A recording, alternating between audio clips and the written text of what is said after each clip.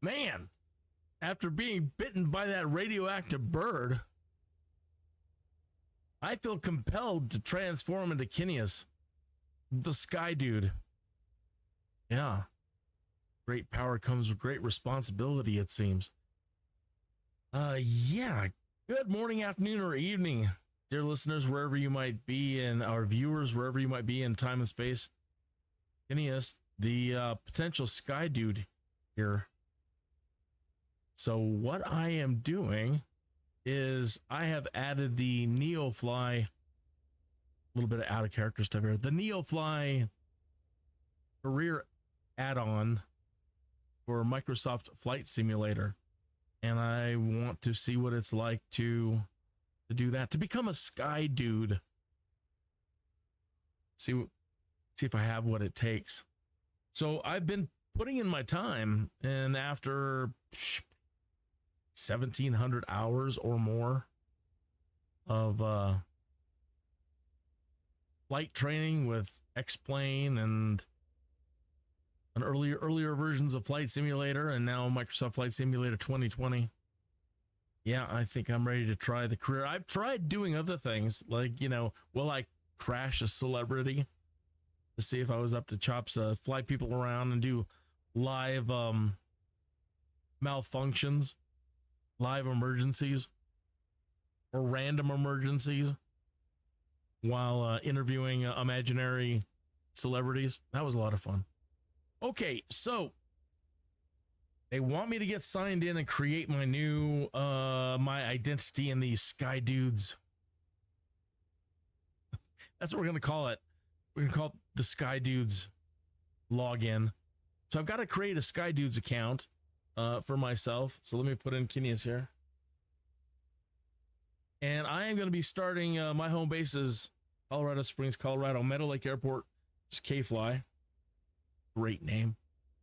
Okay. Now, none of these, I've been looking through these. None of them really. I was kind of thinking at this age, probably go for the fat, bald guy. Let's see if we can find a guy who looks too much like Tom Cruise. Nope. I'd kind of go with that one if he was chubbier. We could say that was me in an earlier time. It's not so bad. Yeah, we'll go with this one. Okay. So we're starting out with $5,000, and we'll go ahead and move forward. Oh yeah. One moment here. Where'd it go? Okay. New exploration location has been discovered. If you find a wreck and loot the gold, to the briefing map for details. You can buy a map to help you, but there will be less gold to loot if you do. Okay. Hello, pilot. Hello. Let's see what's on the books for you today. One moment, dear viewer, while I make sure that this is ready for engine start. All right. Let me make sure that these screens are right and formatted for you, so you receive this transmission well. That screen, is that? Seems like there's more. It's off the page here.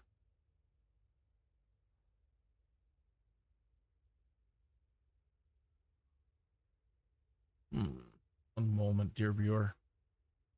It does. It's off the page. See? Trying to get that all squared away for you here.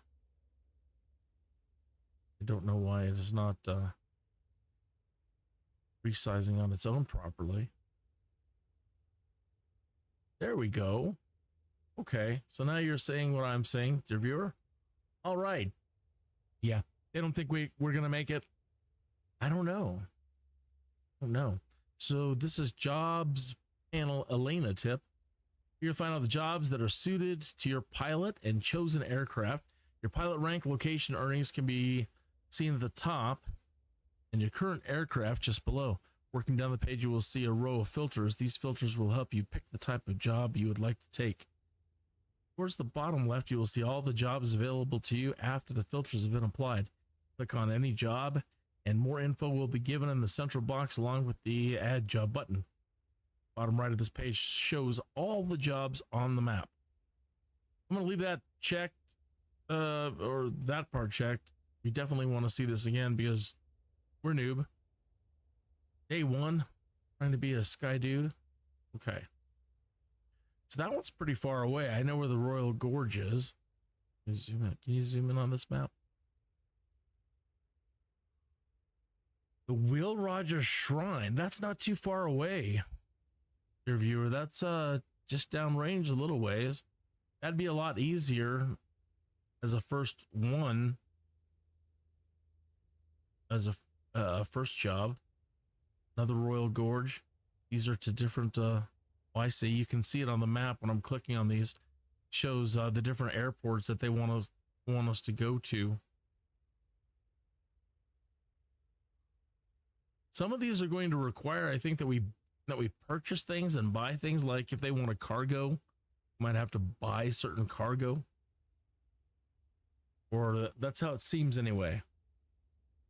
Please forgive me again. Day 1, trying to be a Skydude, and then we've got to figure out how to use our Skydude interface to get these jobs and get our career taken off. So it's going to be a little interesting going. Cargo. This is cargo. Sensitive cargo. Express cargo. Illicit. Oh, I don't want to have to carry no illicit cargo. Do I? Passenger. And this again. Reward you receive if you finish the job. 2,101. Yeah, it's only 17 miles. Like I said, it's not too far at all. The average XP that we get. Fly to the Will Rogers Shrine of the Sun and turn around it to allow tourists to take pictures and bring them back to KFLY. Okay. Yeah, I think that's the first job we're going to go ahead and take. So I'm assuming add the selected job to the selected aircraft to see all the jobs you have assigned to this aircraft. Go to the hangar. Hey, I see you brought your selfie stick. Please fly our guests to the POI and complete a few circuits so they can grab some pictures. Okay. This mission can't be... Hey, Captain, we have the tour guests climbing on board right now. All right. This mission can't be stacked. Other missions already assigned to this plane. Okay. All right. So they have assigned us the... we have a really old plane to start out with, the Cessna 152, and I don't have a lot of experience. I'm mostly 172. So let me hide our NEOFLY interface here. Now we also have... Transporter. All tourists are on board. Let's take some photos. All right, Scotty. Transporter. Okay, so we also now have a new pad that we can use, or a new screen that we can pull up on our pad in our cockpit here. And that is this NEOPAD. So this ties into our Skydude's interface. Okay, so here we are. And we're heading over here to the mountain. It should be over here somewhere. No, that's the Air Force Academy.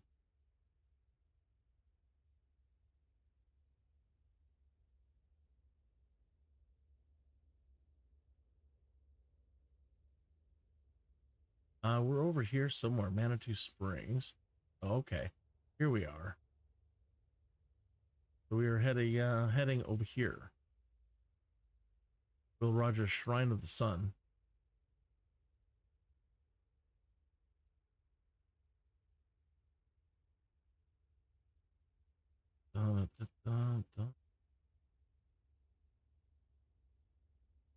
Definitely not what I'm used to with flight planning, but okay.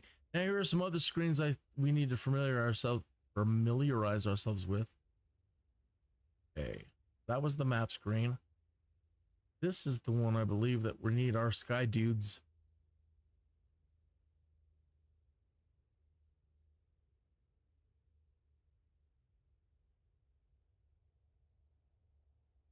Our Skydudes interface.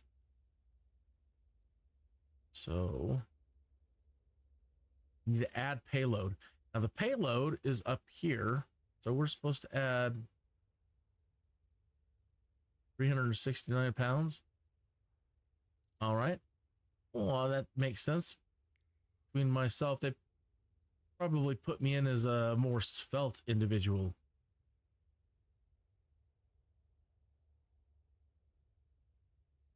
Um,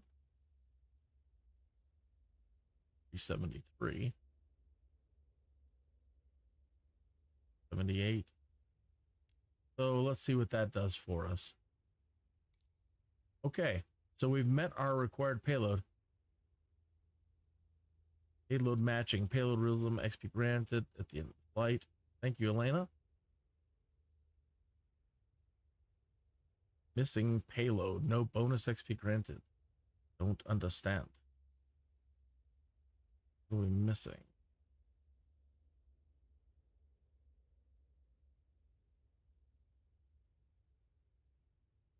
Well,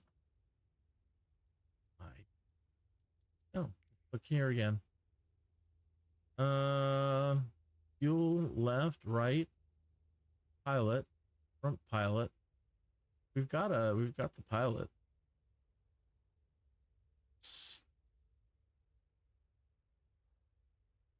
We do have a passenger. Now, part of my super abilities is I have the ability to create another one of myself. Call him Steve. Okay. Now, Steve, you can see Steve out here. It's not actually, I mean, that's our passenger, but there's an invisible guy sitting there that I call Steve. He's my AI. Okay. Now, I use him to manage my communications. So there's an awful lot to do when flying, as you can imagine. And so I use Steve to handle my radio communications between myself and air traffic control. All right, I'll be handling everything else, though. If I ever needed Steve's help with anything, I can switch on these other functions. But I don't need him for anything that other than just monitoring my communications and answering any air traffic control calls. Okay. So let's see what else they want from us here. Payload matching, missing payload. Don't know what that means. And again, we've got another missing payload. So we'll figure that out as we go. Can't know how to do everything day one. Learning how to be a Skydude. So, okay. We'll just go with it at the moment.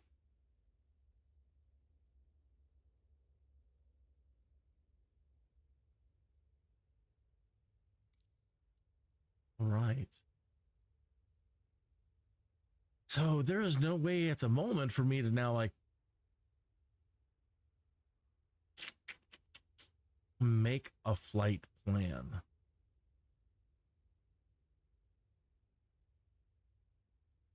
Or to, I could try setting things up with VORs, but it's actually, I don't really need it. Let's get a pushback anyway. Let's get ready to go.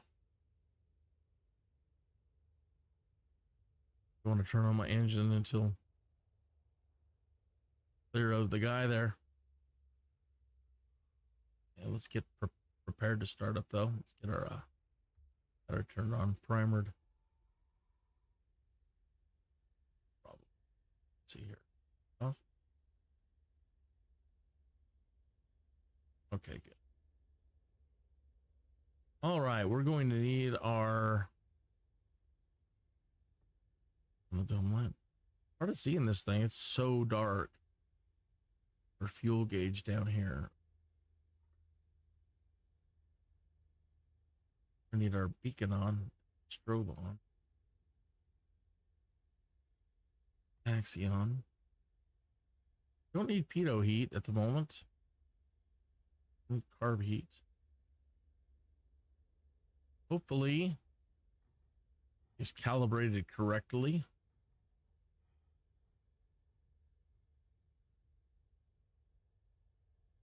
I haven't used steam gauges for a while.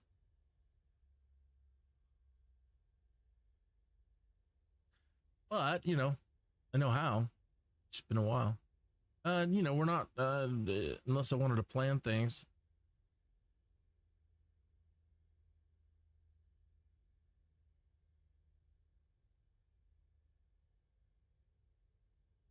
Man, I am so used to new stuff. I'm spoiled.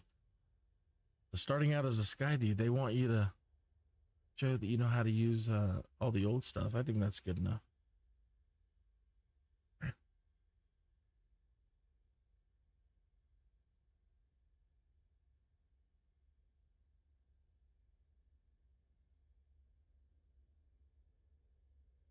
I haven't used any of this in a long time.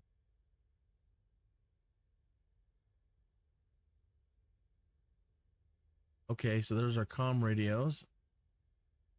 There's our nav. So give me a moment here. I am going to pull up SkyVector. Now, this is a tool that I use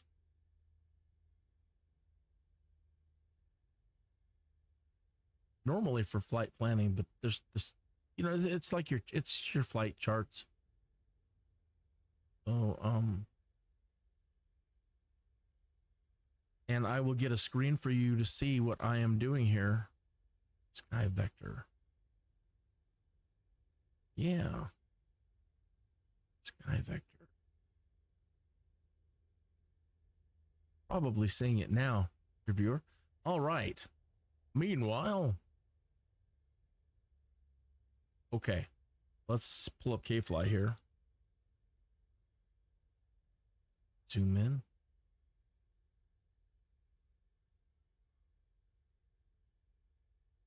Yeah. There we are. Okay, we're at Meadowlake Airport, and it's just tucked in the airspace here of the Colorado Springs Municipal Airport. Let me double check and make sure you're seeing this. I really need dual screens. Yeah, okay, you're seeing everything should be fine. Okay, so we're here. All right, now we want to take off. Black Forest VOR 1125. We can probably use that, but we have another VOR right here. And that is that still Black Forest? That is it? It is. Okay, 1125. 112.5 is the frequency, Kenneth. Let me turn this off.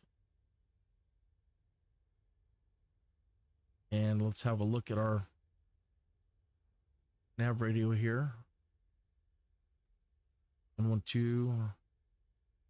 Have a small one here. All right. So, unlike the radio in your car, you dial it and then you have to make it active. So I've dialed it in 1125, but now it's active. Okay. And our little needle over here, you watch over here, see if, make sure you're still seeing it on the screen. Okay. Watch this compass, this here, when I switch it back. Okay. I'm going to turn it back on or set it up again. Okay. All right. Let me center, see if I can get this centered properly. It's been a while since I've done any of this.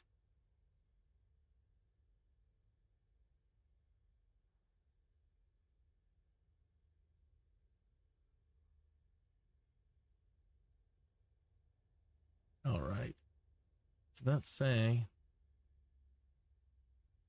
in a long time that it's ahead, but to the west.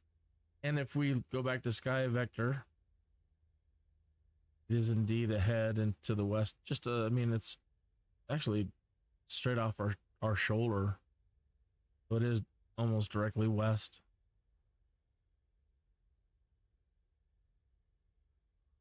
Okay.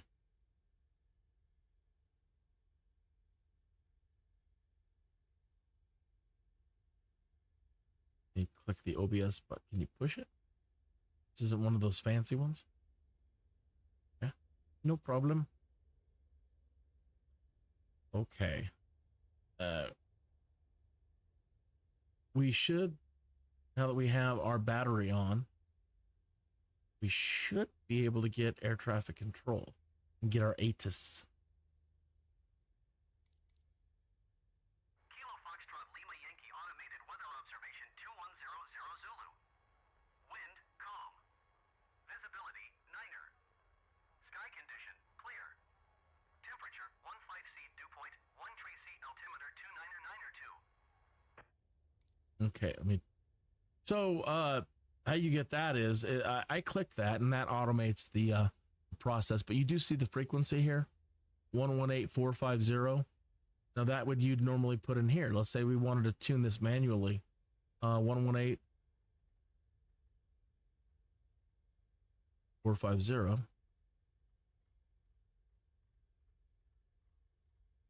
So this is what I use Steve for in the automated functions when I say I'm using Steve or making things faster.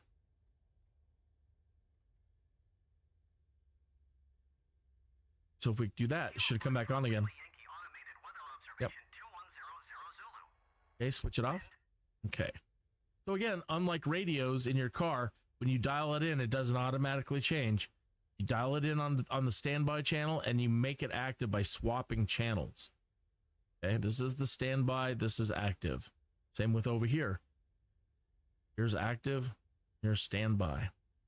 Okay, so we've got the Black Forest VOR in one. Okay, now let's see if there's any others in the area that we want to go to. See if we can find it on here where we're headed.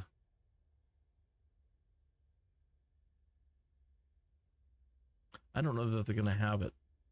We are in here. We're going to be over 6,443 feet. And there's no real other VORs that we'll just use that one. This is our reference point right here.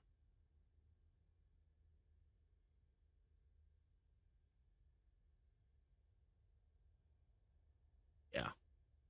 Oh, sorry, you're not seeing what I'm saying. Let me go back to Sky Vector. What I was saying is, yes, it's right off our shoulder here. I was going to see about putting in another VOR, you know, maybe triangulate, but we're just going to be flying pretty much straight over here. And then we could, you know, fall this right back. Not that I don't know where we're going, but that's how you set that up. Okay, the winds are calm, everything's fine. And we should be ready to go ahead and start. Don't want to keep our guests waiting too long. Kilo Foxtrot Lima Yankee traffic Kinneas 21 is taxiing to runway tree. Now that's Steve. That's my that's my super ability. My ability to conjure my my invisible co-pilot. That's part of my the special abilities I have after being bitten by a radioactive bird. Part of the storyline for this Kinneas Skydude. Let's go with that. For the comic book version.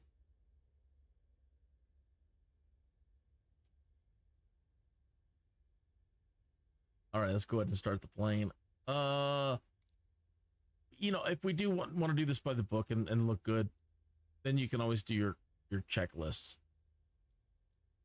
You go ahead and just starting engine, make sure I've got that. They want the mixture rich, but we're at high altitudes. Now, see, when you're first learning how to fly, that is absolutely, and if you're at sea level, absolutely, you want this thing. But when you are flying at high altitudes, like in Colorado here, you you do not want it full mixture, it's actually in a finish. You can, and I'll tweak that a little bit more. We don't have a specific number readout to show how, like, what percentage. So this one, you gotta, it's kind of an art. You gotta pay attention to this and your RPMs really once you're in the air to get yourself burning right. It's your air fuel mixture. Okay. All right. Throttle open 1/2 inch. Again, I hope this is calibrated right. It's been giving me fits. Okay. Master switch on. Ignition. The batteries are on. Just for 1,000 RPM. Check that or oil pressure's in the green. Flashing beacon and navigation on is required. Nav turn on. That's what I was supposed to turn on.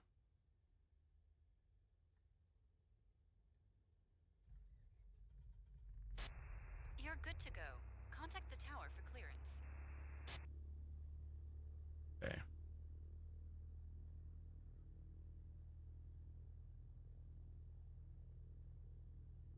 That was an RPM.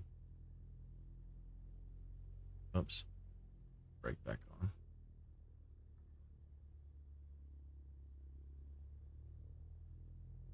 Okay. RPM. You wanted it, let me check my calibration here. Pull this all the way down. See if we can get 1,000. Just on idle.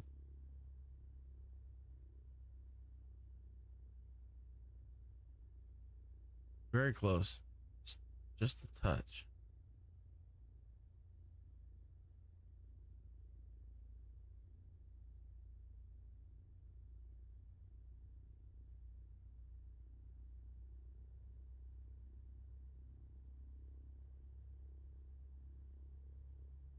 Check my mixture here. Better done again, better done in the air. But I think Everything looks good from where I'm sitting. Taxi to the runway and take off. thanks, Elena. I appreciate that. Boy, they are really monitoring me over at Skydude Central. Probably laughing their heads off. That's about right.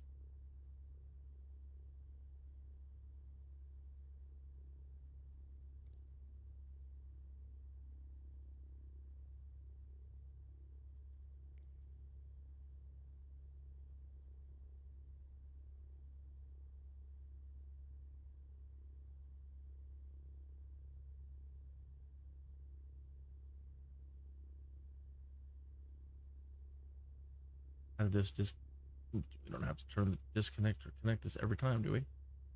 Maybe I was not supposed to close it. I don't know.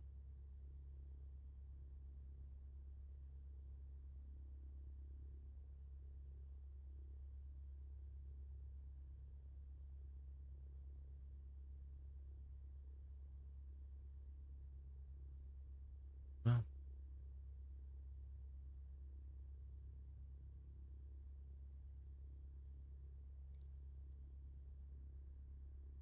okay.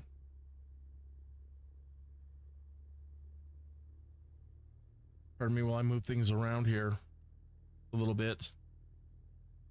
If you have any problems with the transmission or having any problems with the transmission or hearing me or hearing the audio in general, let me know. You know, that's something I need to check. There's supposed to be a chat window somewhere. OBS said that there was a chat window. Let me park on the parking brake for a second and pardon me. Let me double check, see if there's any sort of chat windows that I'm missing.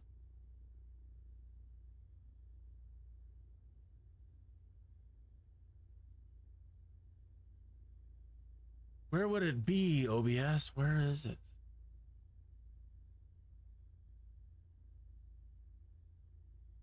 Chat.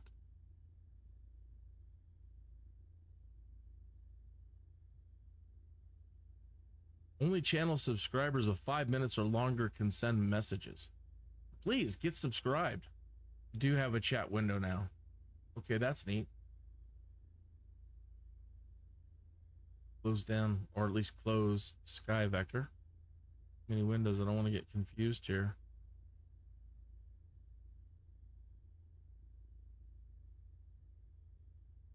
Oh yeah.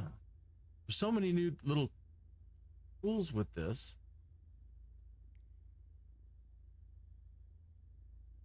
This should show.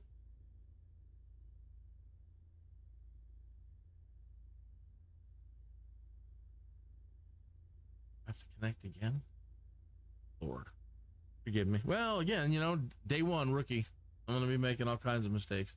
But I thought that there was a flight plan. Oh, it's not a visual flight plan? To save it.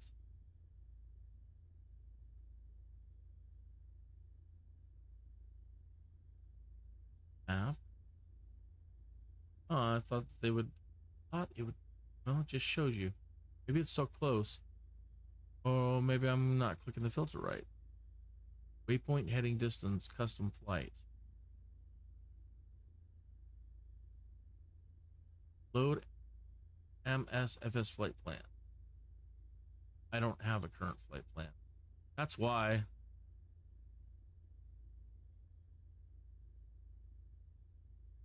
I see.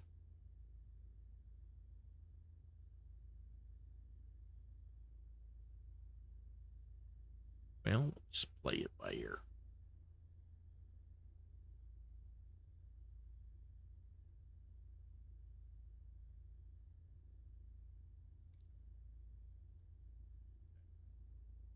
All right.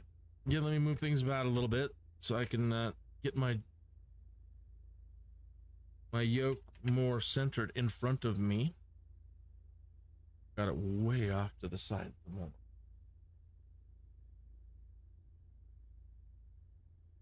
Okay.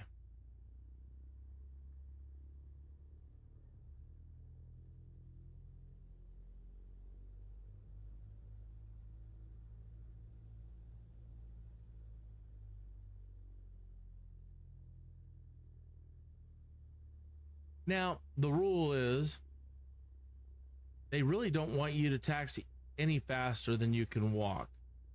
And as I'm understanding, Skydude's NEOFLY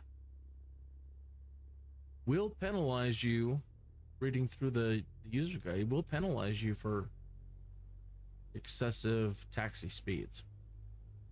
So I apologize if you see any taxiing, and we're just moving terribly, terribly slow. With great, great power comes great responsibility.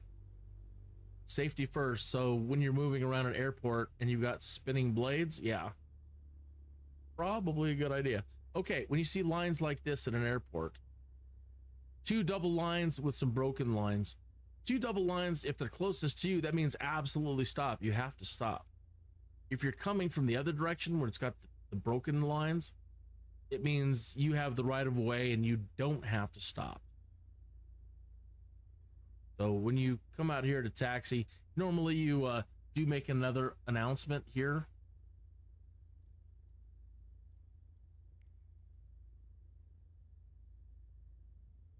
And we're going to be departing south. Kilo Foxtrot Lima Yankee traffic Kinneas 21 taking off runway tree south departure. If the wind was not any, if the wind was rougher, probably want to check our windsock and really determine which direction we want to take off from. I think it's calm enough that shouldn't give us any problems. Taking off directly to the south here.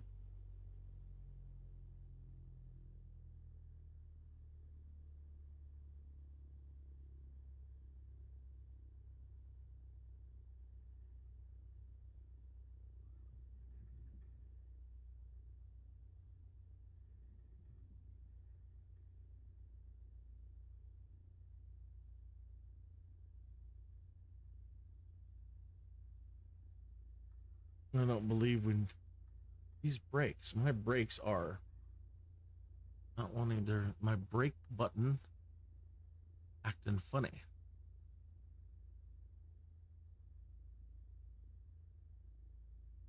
I'm checking our flaps here.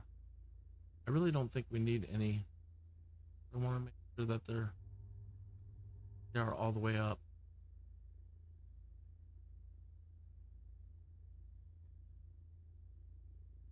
Some air moving through here.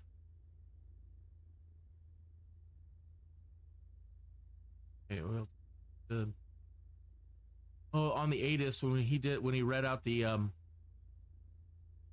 when the ATIS declared the altimeter barometer temperature 2992, it's set currently at 2992. I didn't have to make any adjustments to the altimeter. All right.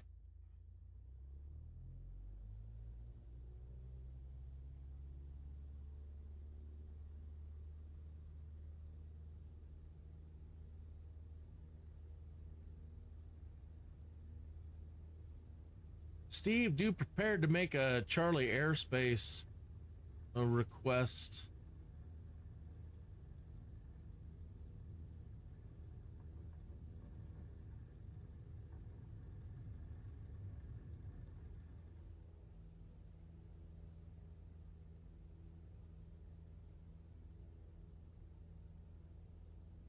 Pilot, have a nice flight. You, Elena?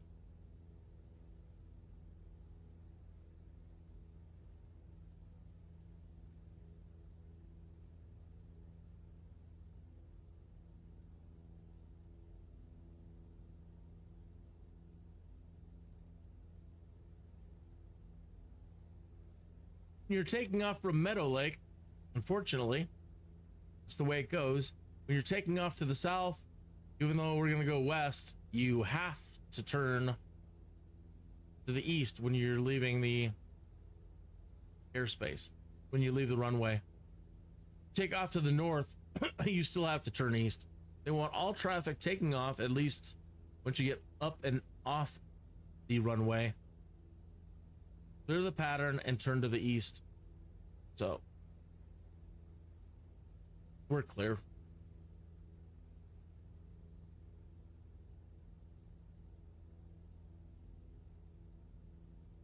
All right.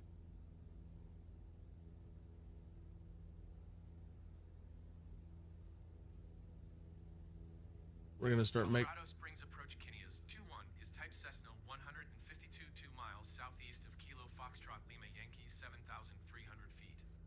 Request flight following. Okay, this is where we get a squawk code. 21 Colorado Springs approach. Squawk 4747. Squawk 4747 Kinneas 21.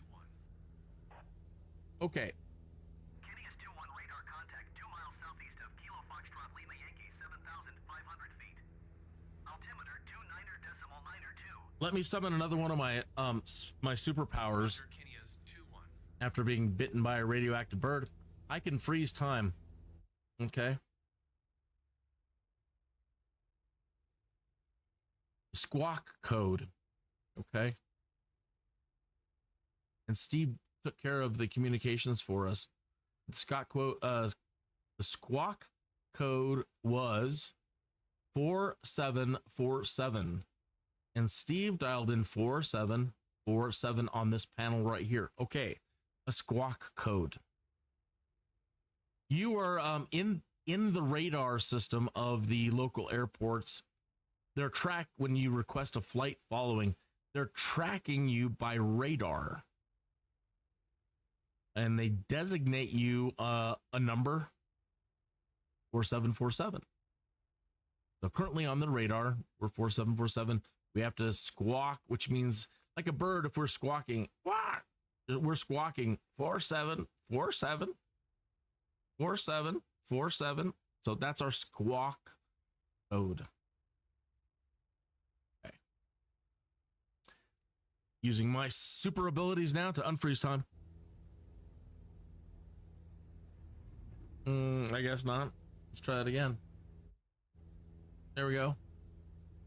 my super ability kind of glitched there. So that might be our marker over there up against the mountain. So we're going to now cross Colorado Springs and go right up the Cheyenne Mountain where the Will Rogers Shrine of the Sun is. And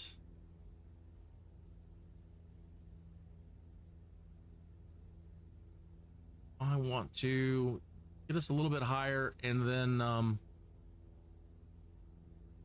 start adjusting this a little bit. So you want to pull your mixture out just to the point where it is stalling and then give it a couple more notches in. Push it in, you know, just a tiny bit. And that's usually your sweet spot for your air mixture at high altitudes. And I also want to kind of, you saw the plane, I have my hand off the yoke. You'll see it's drifting a tiny bit in one direction. And I'm using trim tabs. I don't know if the Cessna actually has trim tabs, to be honest, but I'm attempting to use trim tabs to make slight adjustments to the ailerons and potentially the rudder to keep us flying straight and level. Normally you determine that by what's called the ball here. See, watch what happens if I move the yoke to the left or the right. Look at the ball in the middle of the turn coordinator. See that? The ball. All right, well, ideally you want that ball to stay right there in the center, indicating that your wings are straight and level.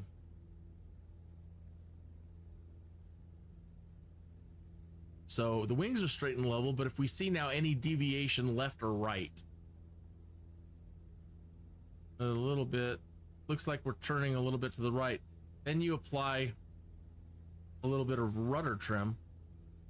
Keep my hand barely on the yoke there. Take care of him, Steve. Good day.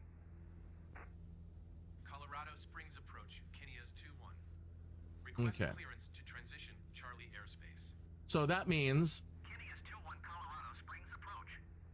Cleared through the Charlie airspace. okay. Use Through Charlie airspace, Kinneas 2-1. me use my special ability again and pause time so that I can show you what they're talking about, the Charlie airspace. Okay, let me pull back up Sky Vector. See if you can see that. Okay, should be able to see that again. All right, we took off from here. We hit the end of the runway. We turned to the east, and now I'm turning back around, heading this way. Okay, these magenta bands, circular bands around the Colorado Springs airspace. This is their airspace. It's a Class C space, and that's all stuff you learn in training. You don't have to worry yourself what it means, but it's a Class C, so Charlie, Class Charlie airspace. So we're getting ready to breach this airspace, these magenta lines, as we cross through it. So we asked permission to cross through the Charlie airspace, and that was granted. So that's what that little transition was about. So if you're hearing things like that, now you know. Okay. Special Skydude superpower again to unfreeze time. What it's doing though, my power is glitching.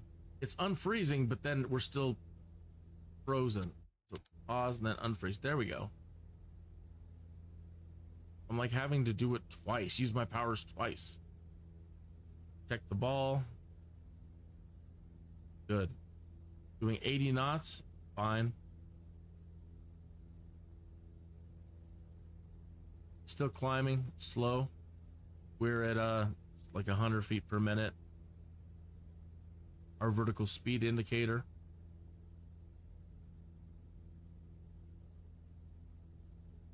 Our VOR tracking shows we passed it. It's now the north. And we're turning. Look at the ball indicator. Our wings. So we got a little gust of wind there that pushed us a little bit. Just make a tiny compensation, and we're getting pushed a little bit from the south.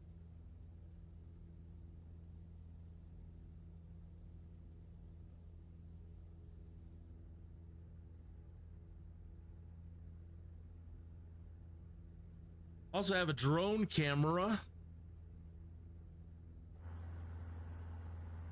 So you can see Steve and I in there.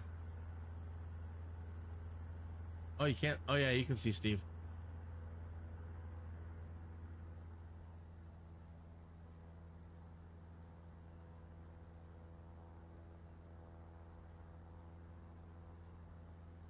Powers Boulevard. Turn cameras at the moment is set really slow. It's either really slow or super fast.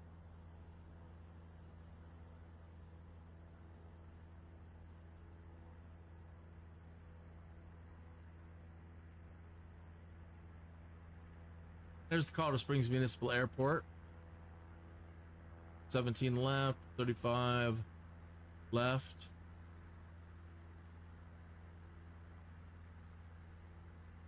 $17 left and right, or coming from the other direction. There's Cheyenne Mountain out there. That's what we should.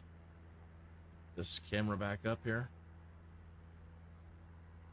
Over there against Cheyenne Mountain, that dot over there.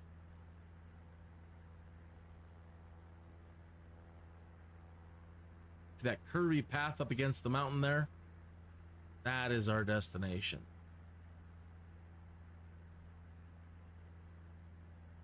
So the wind's got us moving a little bit north, so let me pop back into the cockpit. Plane.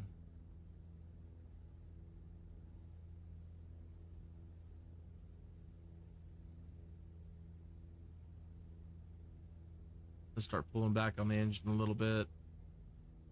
Give us more straight and level flight.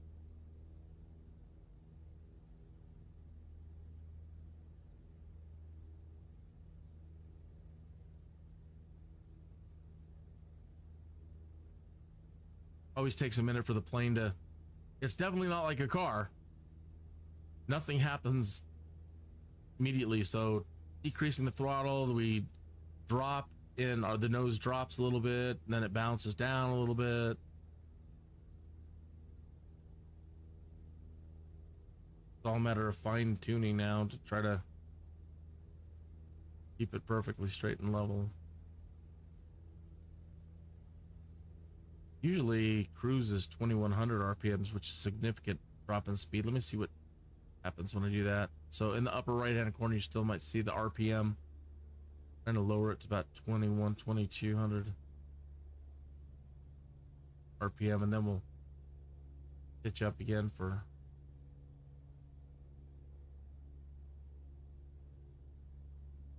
So we're kind of where we want to be engine wise, maybe a little bit less. In there, and now I'll make adjustments with the pitch trim. It's a little wheel down here that you move up and down to push, to kind of lift the nose up or push the nose down. Right now you see our nose is slowly coming back up, and we could probably use a little bit more lift in the nose. Now, as we lift the nose, though, we might start losing a little bit of airspeed, in which case I'll throttle in a tiny bit more. I don't want to go too slow.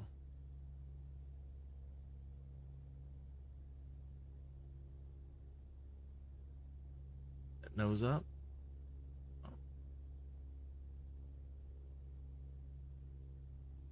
Gonna bob a little bit.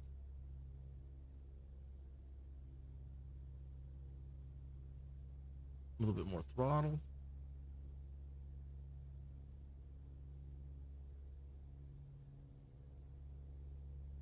So sometimes trying to do this, you don't have great patience. It can be maddening trying to get it. You know, they're like, your instructor, you get it flying straight and level. Oh man. Sometimes the winds are just not your friend, and no matter how hard you try, it seems you just can't get it 100%. Stick it.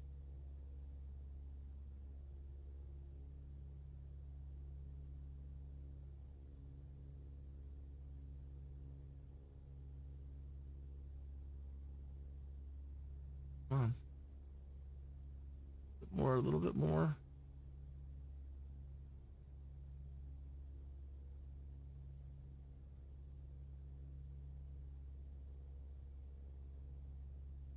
A little bit more. Just keeps wanting to fall. It's fine.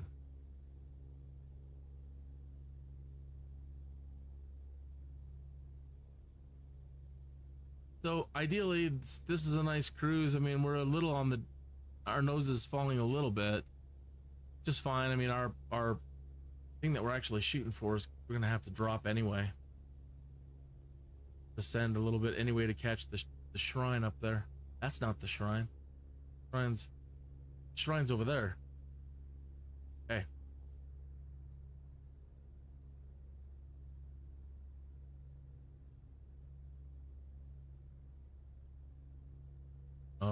Just any sudden movement. This is so feather light. Suppose I could try to make some adjustments to stiffen it up a little bit, but you just barely touch the yoke. You will be all over the place. So I'm trying to make just the slightest adjustments.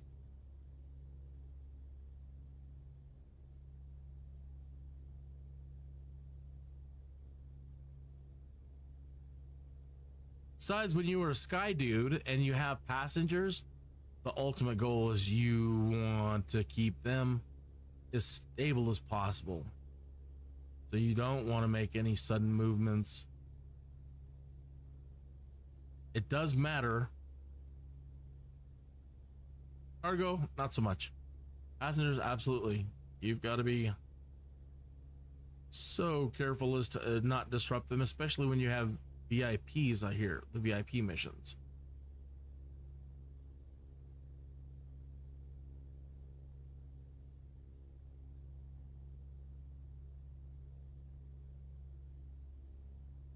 Okay, ball looks pretty stable.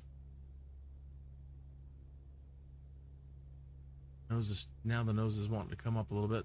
Seeing the wind pushing us a tiny bit around. So the Will Rogers Shrine. Will Rogers was a cowboy, a satirist, a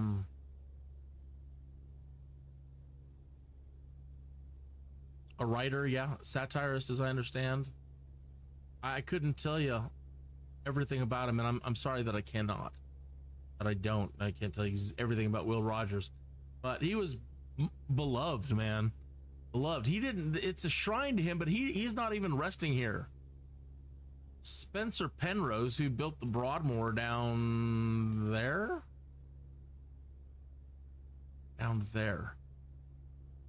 loved the man so much that he had a shrine made for him. So again, Will Rogers isn't buried here, not even from here, but Spencer Penrose, again, basically the guy that created Colorado Springs, him and his wife, and they're being patrons. So the thing, I have been there a couple of times, mostly as a youngster, and the thing that impresses me the most is that, you know, men of that era were able to achieve such building feats. And, you know, it's all made of granite and heavy granite stones, and, you know, and then they hauled it all up the mountain and they built this thing way up on a mountain. It's like, my goodness gracious. The work effort of men of the past to be able to... Transporter, you are less than 2 nautical miles from the POI. Stay under 1,000 feet. Stay under 1,000 feet. I don't know how I can do that when I'm at 8,500 feet. Maybe they want 1,000 feet of the source, the subject, the shrine. Go ahead and drop the speed and drop our elevation here.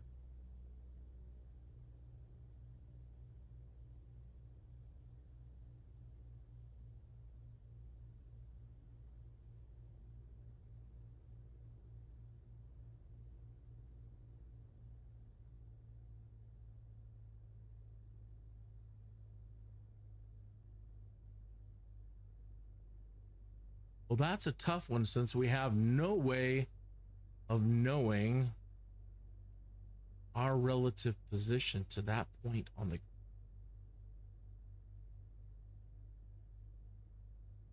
Drop the nose. Okay, turn around the POI as close as possible until they are done taking pictures. The beautiful thing, again, me being Skydude, is not only that, I can provide them this fantastic experience by freezing time, space around us,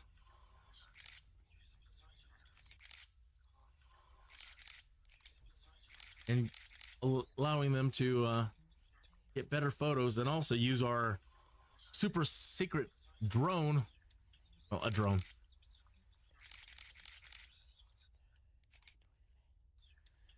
to have a better look at the Will Rogers Shrine. Transporter from dispatch. Enough pictures for today. Good job. You can come back. Thank you, Elena. So beautiful walkways. You park way over here at this building, and like the tourist guide building with information, and you make your way through this beautiful sculpted, through the beautiful sculpted walkways.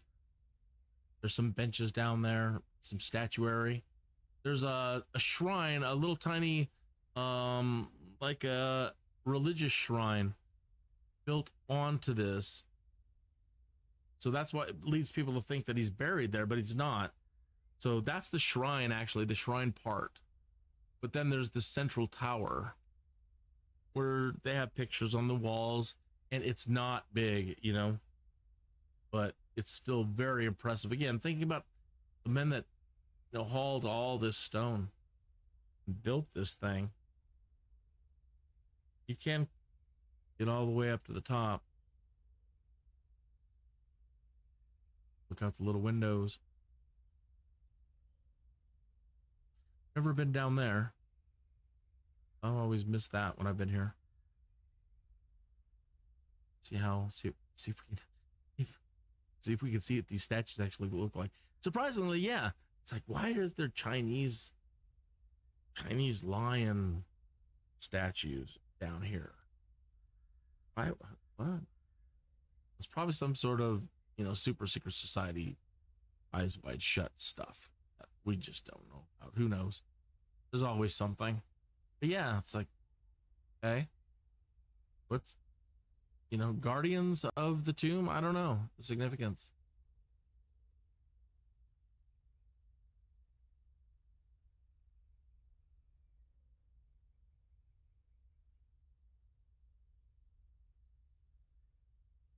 Wow.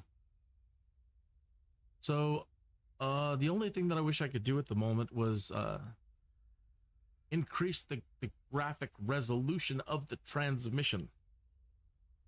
Out of Character Speaks is I'm using a medium end computer at the moment. I'm not using a super high end. I have no idea how much, you know, more super and super and super it would be with a super high end.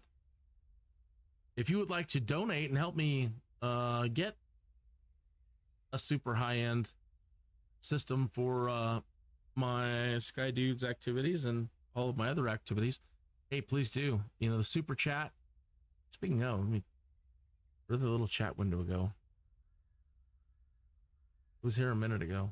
Oh, there's the chat. yeah, subscribe, become a subscriber, use that super chat if you're feeling generous. Everybody else seems to do it. I've always been horrible about that. I don't like bothering people.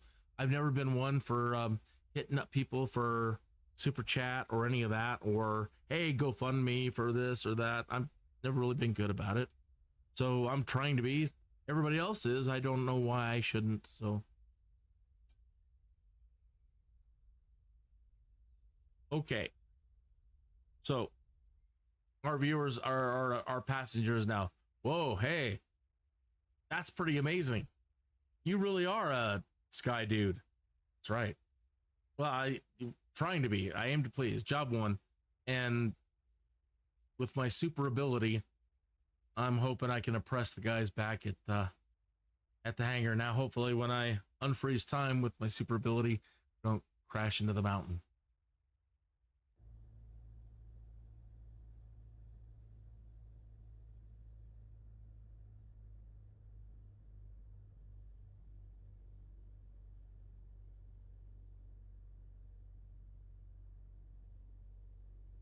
A little bit. Broadmoor? The Broadmoor Golf Course. The Cheyenne Mountain Zoo is right. Actually, I probably the zoo was right below it, and I should have taken a moment to show you the zoo. I'm sorry, but here's the Broadmoor Golf Course. The engine on idle. I should probably put some power back into it.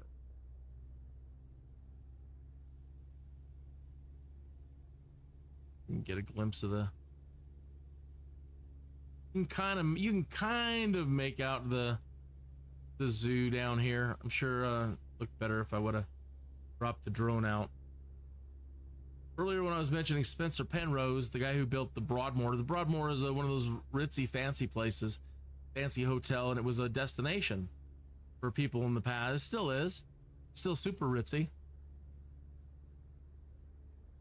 So I'm gonna give my passenger here an extra treat in YouTube by dropping down here and flying by the Broadmoor. If you're rich and wealthy, you absolutely know Broadmoor. Been featured in movies.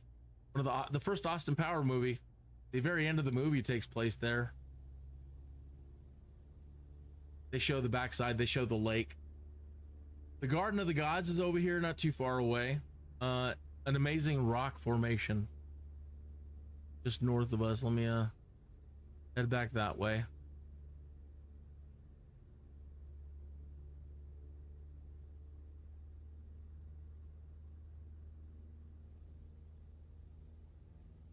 If I speed up a little bit, I can probably get us there. But beautiful rock formation, unbelievable. There's just nothing like it for probably till you hit someplace like Sedona. Just so unique. And then we'll turn and make our way back to Meadowlake. Drop our speed a little bit, get back down to 100.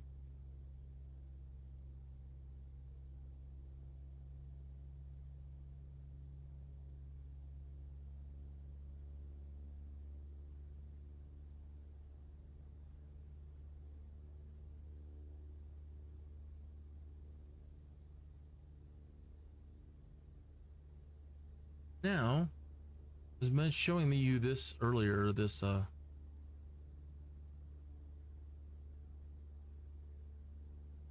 doing a cross hand maneuver here.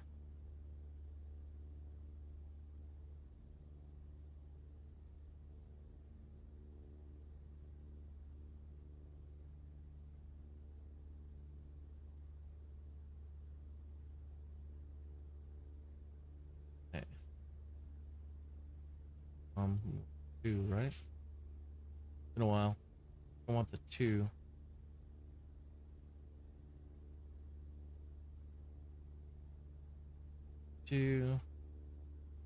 And center it up.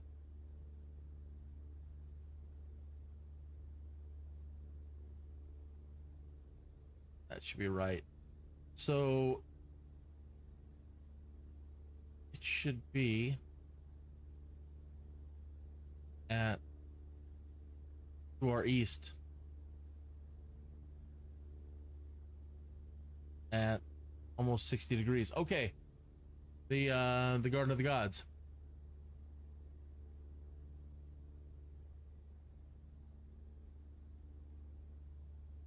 You see all the terrain around, right? And then there are these rock formations just sticking up straight, and they're sheer, they're thin.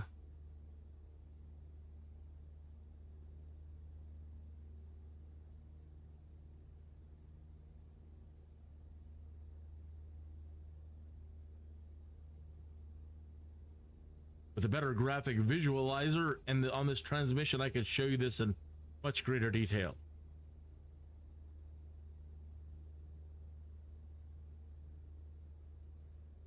This will have to do.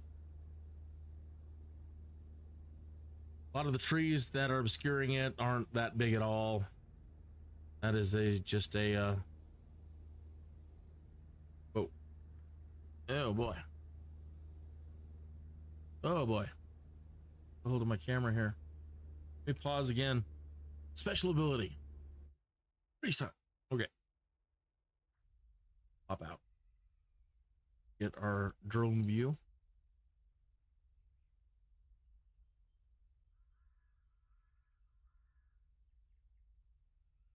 Yeah, I heard some crows. Okay. Yeah, so you see that very different. Like I said, unique. There's nothing around like it. That formation directly ahead of us, the orange, it's called the Kissing Camels. It's two slender rock formations, and at the front, they kind of look like camel heads, and it kind of looks like they're kissing a little bit. Anyway, this is the Garden of the Gods, a lovely hiking tourist destination in Colorado Springs. Really recommend you see it. And you can just drive through it. You don't have to hike through it. There's places you can park and walk around if you want to, but you don't have to get out of your car if you don't want to. Okay. Back to the cockpit. Now we want to turn to a heading of about 59, 58 degrees. That'll put us back on course for Meadowlake. Okay. Special ability, unfreeze time.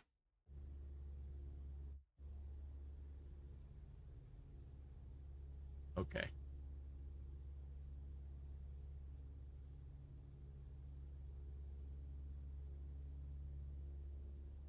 So about right there.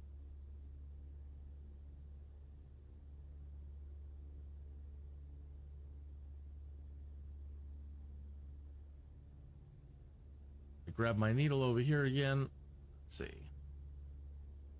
That tells us that it is now at 60. Yeah, we're pretty much on it. Yeah, drifting a little bit. Aileron trim back into the equation.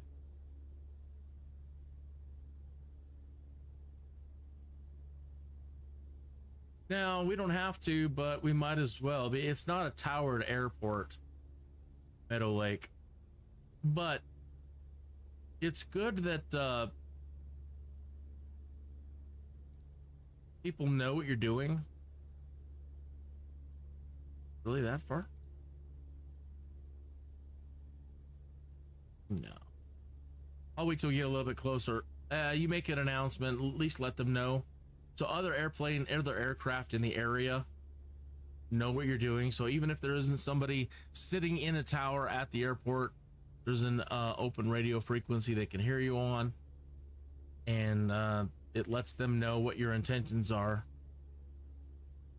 So as we get a little bit closer, I'll have Steve do a call out to the airport.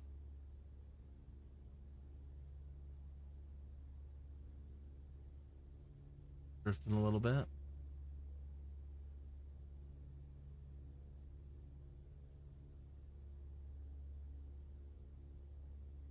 closer we get, the needle gets a little way more accurate.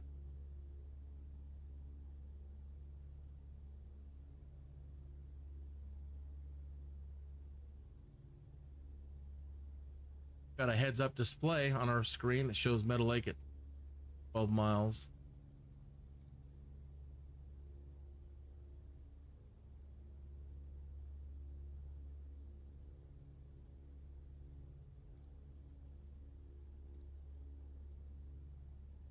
There it is.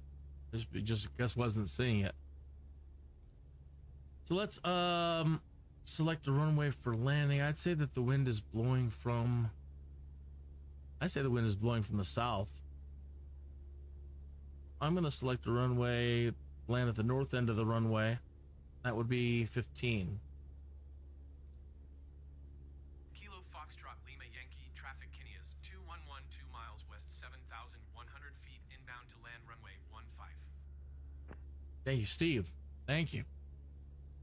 So, runways, the numbers are determined by the compass direction. So, the north end of the runway, if you're flying towards it, is a compass heading of 150 degrees.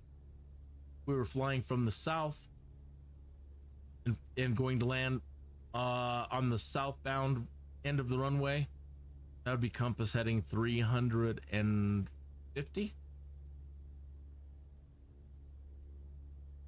Right? I think so. So with our heads-up display, we can also see traffic pattern.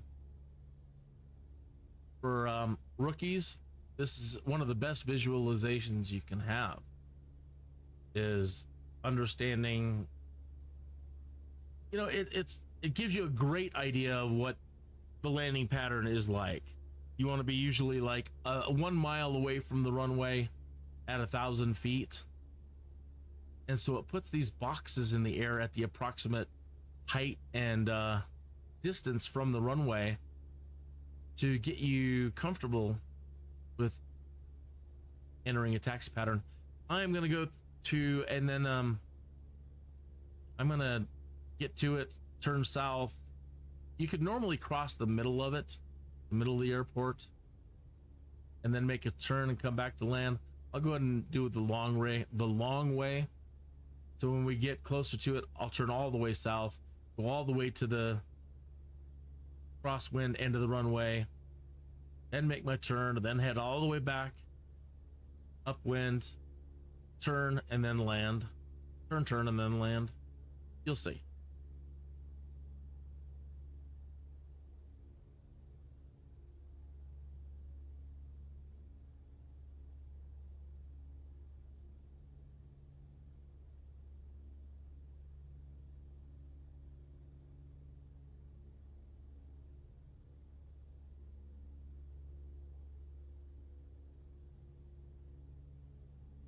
I don't want to jinx us, but we're doing pretty good. Day on the job, day one, trying to learn how to be a Skydude, but this is just one job of the day, and I'm sure that you could do lots of jobs in a day, especially with all the little airports around here. I don't want to push it too much today. Maybe we'll do another one or two.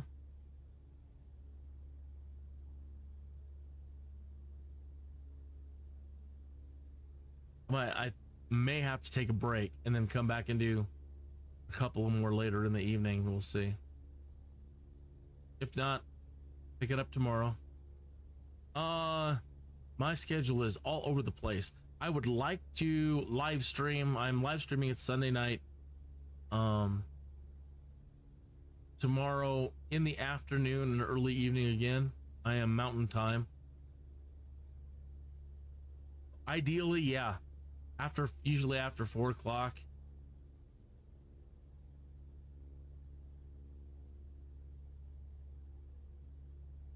And then if I don't have anything planned for the next morning, sometimes I do really, I love pulling all night. I'm a night owl normally. And so I love staying up late and all night, pull all-nighters, and not great for my health, but I, you know, just a kind of creature I am. So I tend to yawn more in the middle of the afternoon than I do at any other time, like I am now.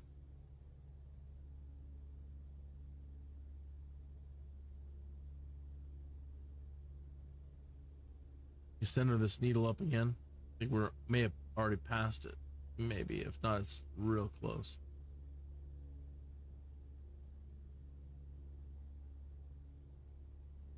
As soon as we move overhead, that needle's going to go crazy.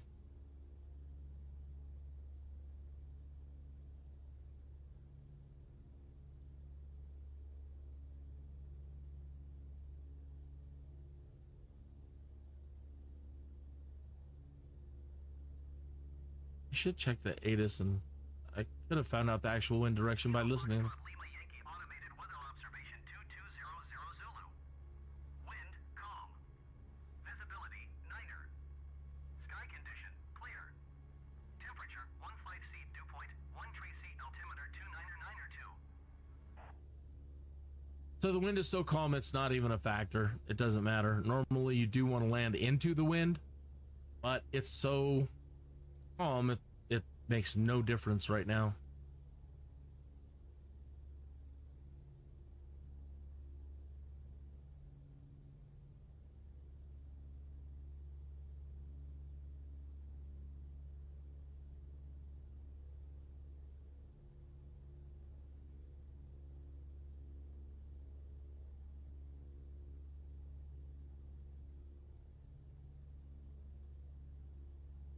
Sure seemed like we got there a lot faster than the return flight.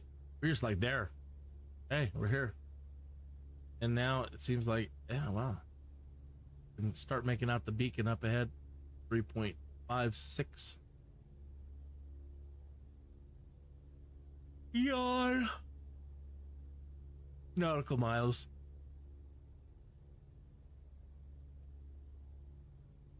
See that needle? Look at the compass. The RVOR compass. We're passing over the radio source.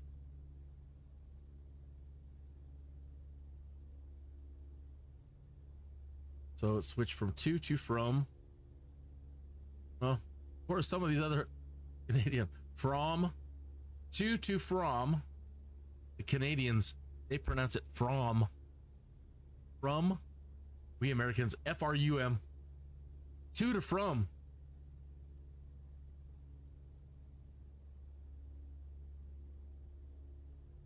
But peek up a little bit over the dashboard. You can make out the beacon. There it is. And there's a marker there showing the airport.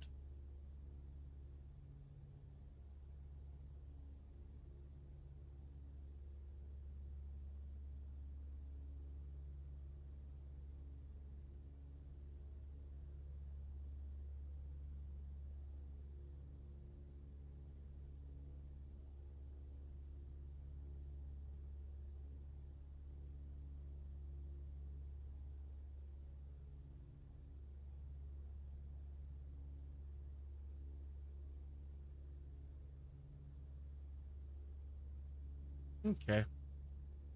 We're a little more than a mile out, but I'm going to go ahead and make our turn to the south here. We start making our other turns, I'll start applying flaps. And we should have Steve call us in.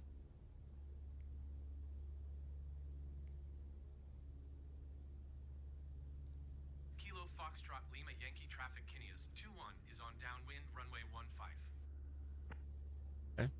Usually you make your next turn or your turn when it is over your shoulder. So a good way to judge when to turn. Look over your shoulder. And once you see the end of the runway,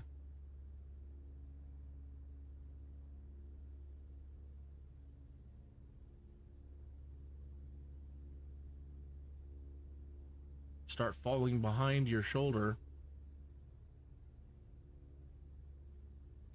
You can start making your turn. Yankee traffic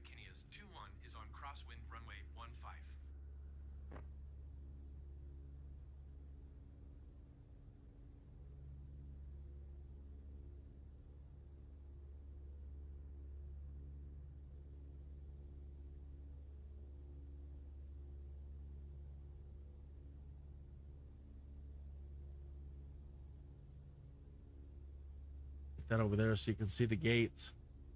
A little low, but fine. And we're going too fast at the moment. They want us around 65 knots, and actually we're doing close to 65 knots. They want us slower. I'm gonna go ahead and apply, make sure that this keybind works with the flaps right. I want at least 10-degree flaps. Great. Wow. Yeah. Okay.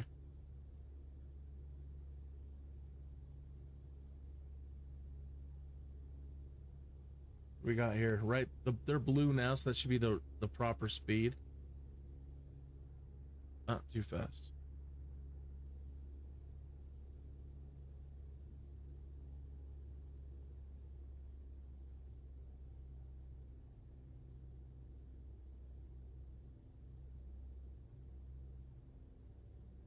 That runway. All right, we'll make our, should be the upwind leg, I believe. I hope I don't have these backwards. Kilo Foxtrot Lima Yankee traffic Kinneas 21 is on upwind runway 15. So again, there's nobody at the tower. Kilo Foxtrot Lima Yankee traffic Kinneas 212 miles southeast 7,800 feet inbound to land runway 15. But again, it lets all the other aircraft in the area know exactly where you're at and exactly what you're doing. So anybody flying in the area knows exactly where I'm at. And mentally, by listening to the designations like the upwind, crosswind, downwind, base leg, they know exactly where in space I'm at.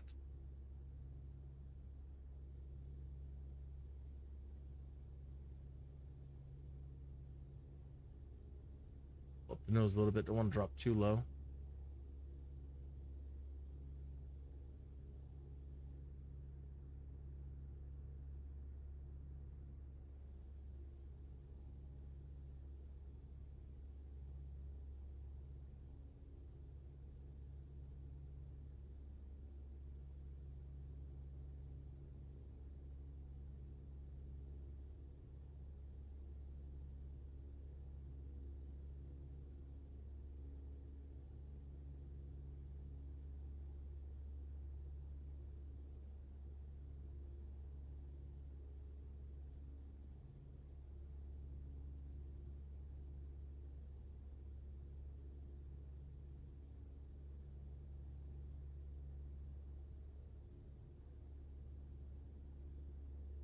Foxtrot Lima Yankee traffic Kinneas 212 miles northeast 7,800 feet inbound to land runway 15.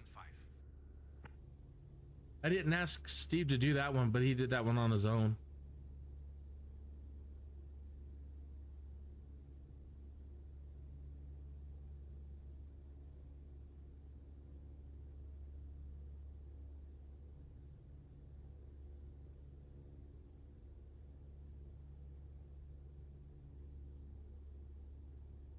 They want us to go slow in this plane. We're at 50 knots. Usually like 65 knots with other planes. They want to be a good spot right here. They want us 50 knots right now. Fine. Don't mind. Safety first. Slow's fine. Yeah, I'm making my turn to base, and then I'll make a turn to final. Kilo Foxtrot Lima Yankee traffic Kinneas 21 is on base runway 15. Might as well apply all flaps now so I don't have to do it. Yankee traffic Kinneas 21 is on base runway 15. A little bit more throttle in.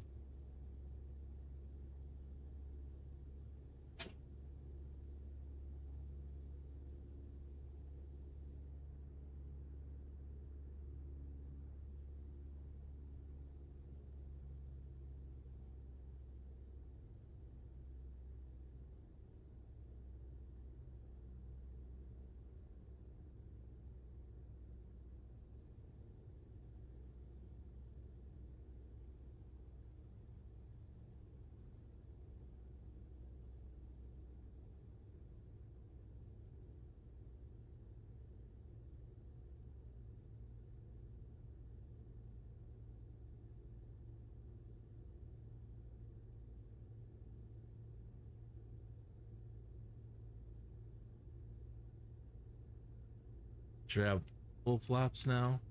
and we'll turn to final. Kilo Foxtrot Lima Yankee traffic Kinneas 21 is on final runway 15 to land. Yeah, you don't want to go too slow and stall. But I don't want to go too fast either.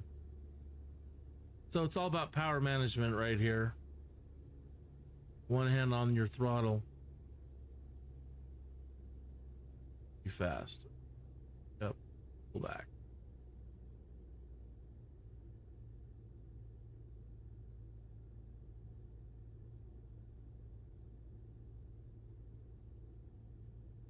Kilo Foxtrot Lima Yankee traffic Kinneas 21 is on final runway 15 to land. That was redundant, Steve, but I don't mind. That's cool. Working this out, Steve.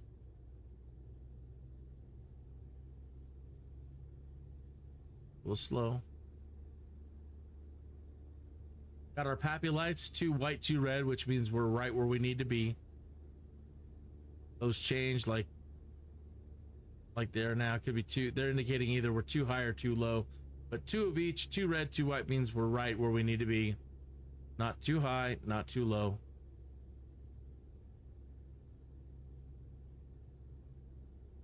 Keeping your center line lined up with like your gauge, your main gauge there. This gauge here with the orange, your altimeter. That'll usually help you get a good center.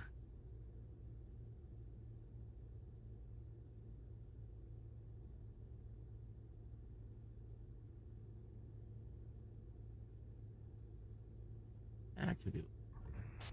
That wasn't the softest landing I've seen. Oh, really? Oh, man. I thought that was a good one. Contact ground for your parking assignment, then shut down your engine. Oh, man. I thought that was a good landing. Nice and soft.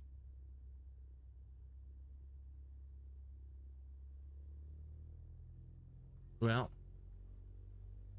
can't win them all. But now we know they want even better.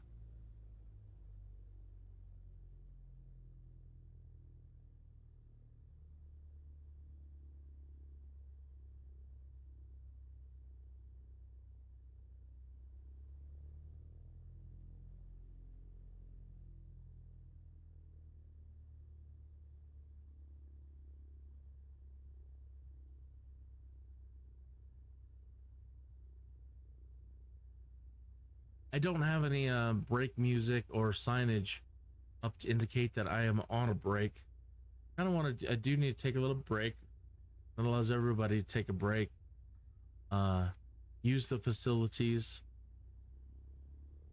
hydrate, etc., etc. I'd really like to continue, but I do need a break. Very short break, but a break nonetheless. So I'll have to create some break text real quick. If you want to stick around, that'd be great. Remember what I said about the lines on the runway? We don't have to stop, but it is courtesy, and then you announce you're clear of the runway. Go ahead and do that for Steve. Kilo Foxtrot Lima Yankee traffic Kinneas 21 is clear of the runway. Okay. Again, since there's nobody here to give us a taxi assignment, we will head to our hangar or parking spot. I don't really have a designated hangar for role-playing purposes in our Skydude's adventures. Go ahead and make it one of these over here, I suppose.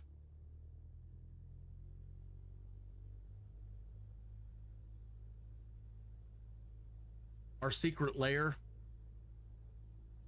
Yep.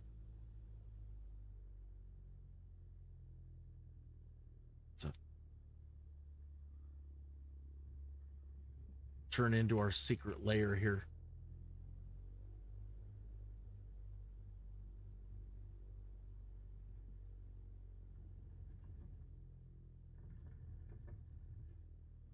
Over here to parking. Park here. All right, and to shut down, I think that's all we have to do to shut down. We can do a lot of things we could shut down, turn the engine off, and then we'll.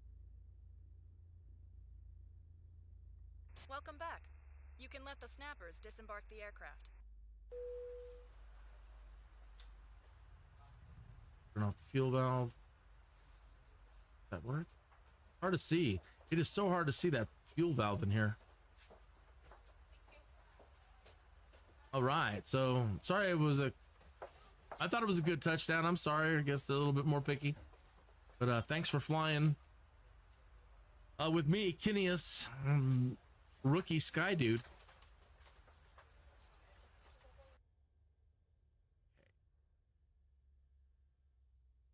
Looking at the guests' smiley faces, you gave them everything they asked for.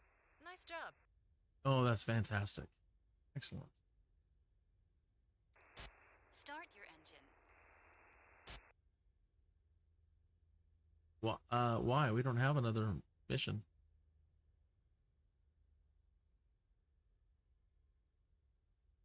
Your A qualification score 1 star grants you an XP rate of 1x. Payload realism. Aircraft stress respect bonus. Nice. Smooth landing, 186 feet per minute. 3 experience points granted. 40 knots. Landing light. Oh. Landing lights off during takeoff and landing. Oh, what a rookie thing we just did there and messed up. So concentrated on our landing that I forgot to do our landing lights.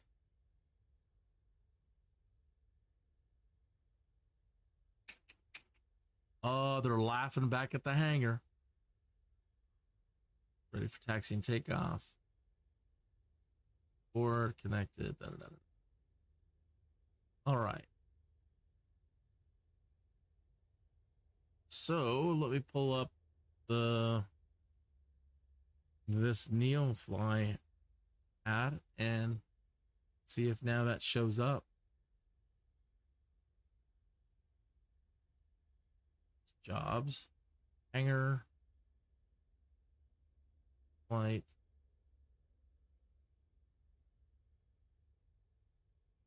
Your player career stats. Oh, we should have.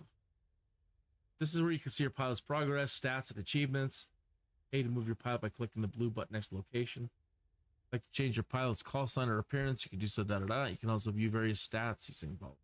Thank you, Elena. Okay, so we should have 1 most flown mission. We've done 1. Okay.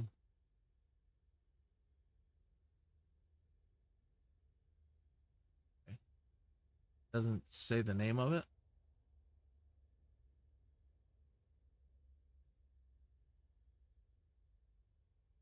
Qualification. This is where you pay to take qualification test flights. That's neat. So you can fly more aircraft. Aha. I see.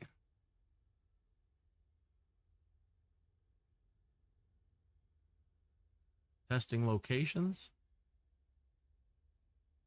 Logs where you find details of all your flights. So this is where it should show up. There it is. Yeah. Okay.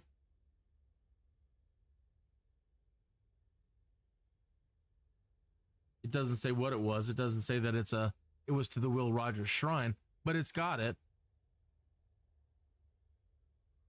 1 hour and 3 minutes. It didn't seem like that long. Wow, time flies. Okay, so I need to create I am on break. And I wish I had some sort of background music, but I don't. All I can do at the moment is add some text here on the screen saying I'm on break for 5 to 10 minutes and be right back. Is it notice?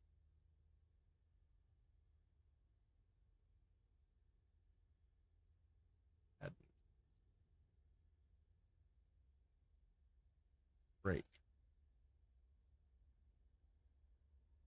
Okay, I am on break.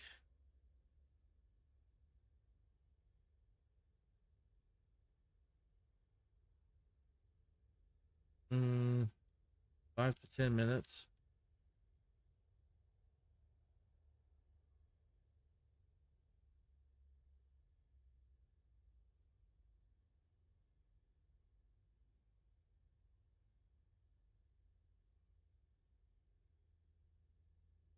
Okay, you stay tuned or come back.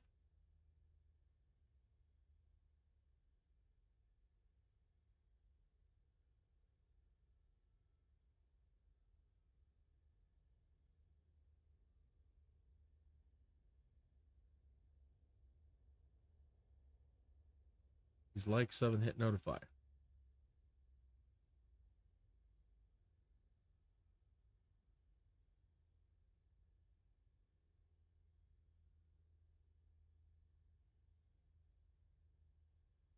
Okay. And see how that looks. That looks huge.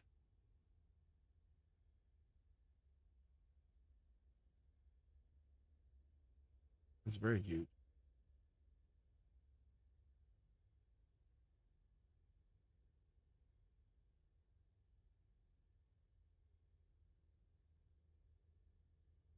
It fits nicely in that little dark patch right there, so you can read it. All right, and I hope you stick around. I don't want to end the live stream, so I'm just gonna leave it here. And yeah, I do need a break. I'm gonna run and take that break now. My lovely wife has brought a snack, so I want to get that too. So yeah, take this time, hydrate, do whatever you got to do, and I'll see you back in about 5 to 10 minutes. Do.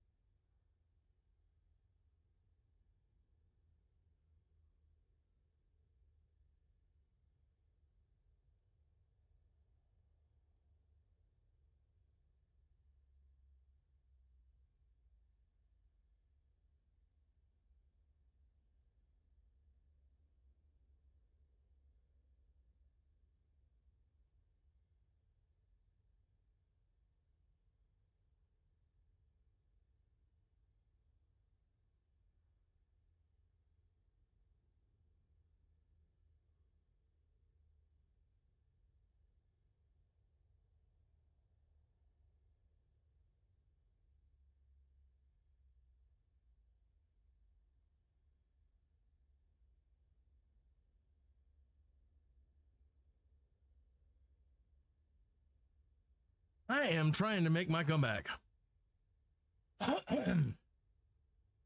So I was hoping I could get everything done,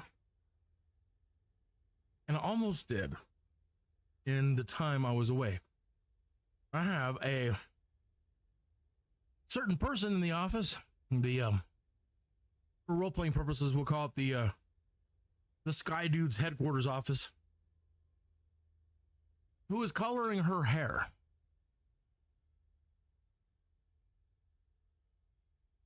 And she has occupied the lavatory in Skydude's headquarters. So, got myself a beverage. I'm hydrated, but oh man. I know, TMI, right? But that is going to cause a little bit more of a delay. I can get started here and try to get us set up with another mission, but at any given moment, when I find out that it is no longer occupied, I'm going to be quickly making a run. Okay. So, if you're just tuning in, I have successfully completed my very first Skydude's job and feeling pretty good about it. She said they dinged me a tiny bit on the landing, but I still got good marks for the landing. So I'm happy with it. We did good. Okay.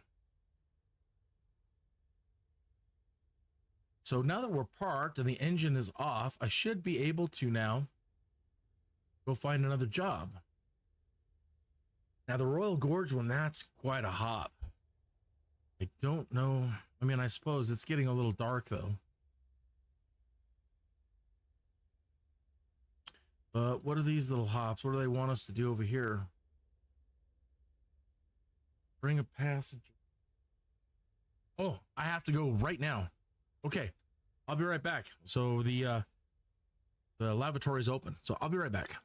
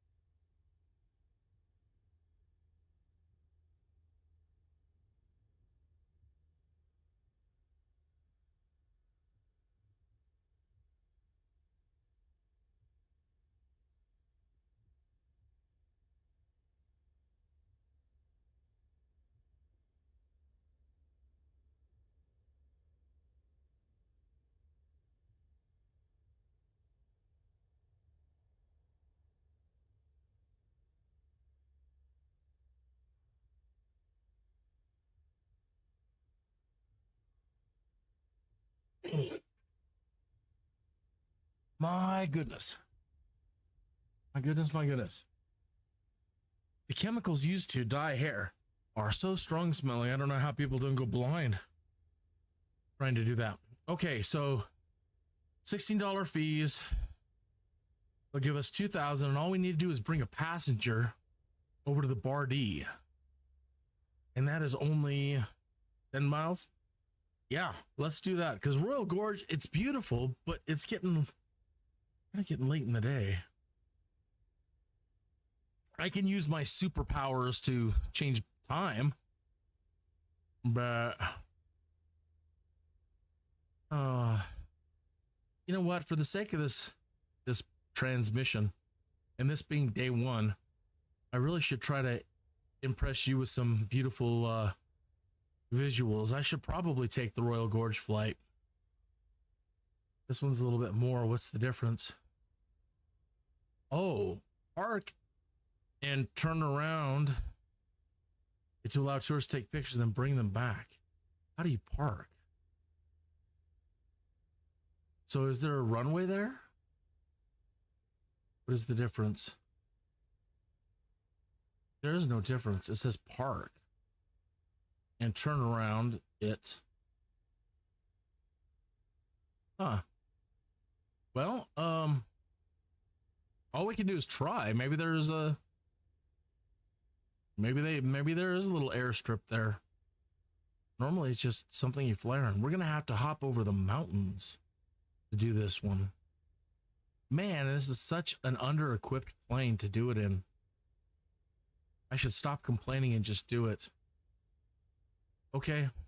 And if I have to use my superpowers and adjust time so that... Pilot from dispatch. Some tourists are interested in taking pictures from the air. Okay. Pilot from dispatch. Tourists are ready to board now. Did you bring your camera? I always have a camera. Okay. All right, so let's shut down our job screen. And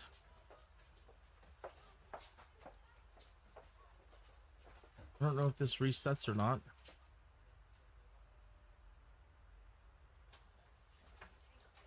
Let's clear these. And we need to start our engine. We need to get back down Pilot, here. all the guests are on board. All The righty. weather looks perfect for photos. Fuel valve. A bit here. We're going to need the nav lights. Nav on. Taxi on. Beacon on.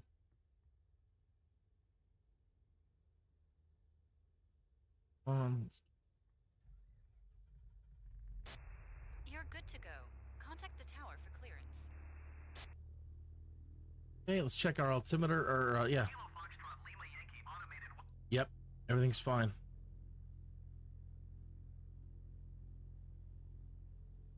So they want us to go around to the backside of the mountain.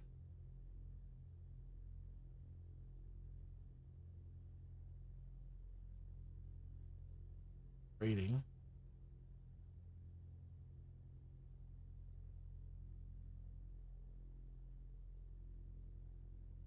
Okay.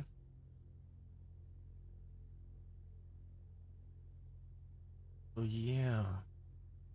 Probably the safest way is, yeah, head south first. Is trying to get over these mountains for that. Man. So heading towards south towards Pueblo.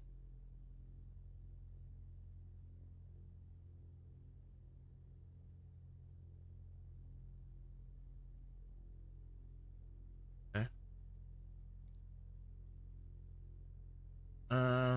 Check our fuel.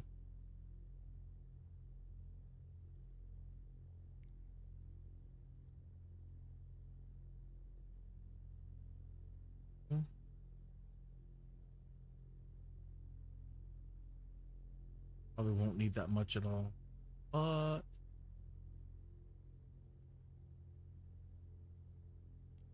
just to be on the safe side. Wind isn't a factor.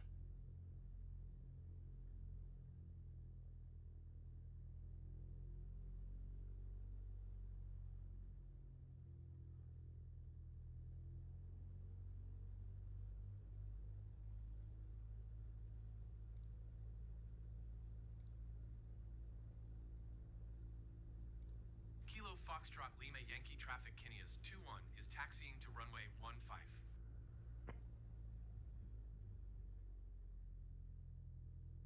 Got to be careful. They are strict about taxi speeds. They don't want you to taxi any faster than you can walk. I'm going to be a broken record on a lot of the stuff on these, but it's good to stress it. Kind of tricky sometimes, especially when you hit the grass a little bit, to keep going. Gunning the engine a little bit.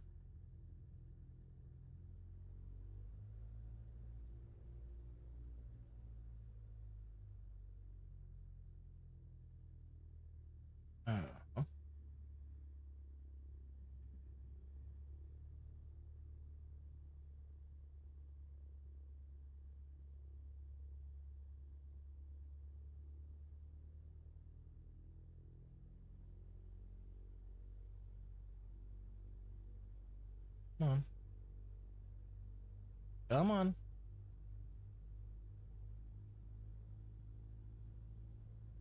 There you go. Come on.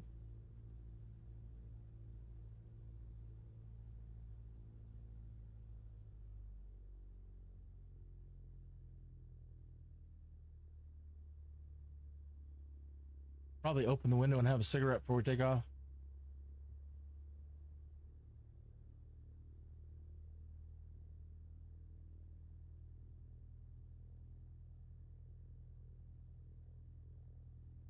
It's probably even too fast for them, but we're at least staying,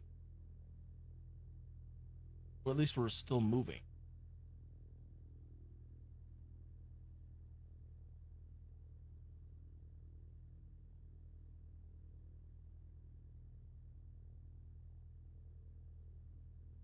Somebody misplaced one of the runway taxi lights right in the middle runway. Somebody should scoot that over.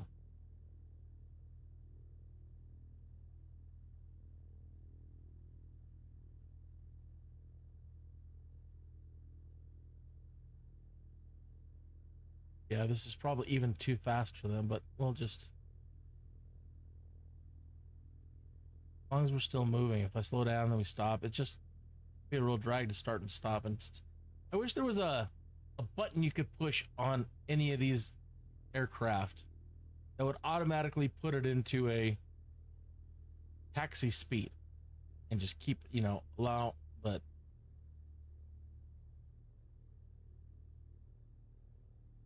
another thing they don't have on the, they might on these super modern planes, electric wheels, you know, so you have to rely on your propeller for your momentum to get going, whereas having electric wheels, you could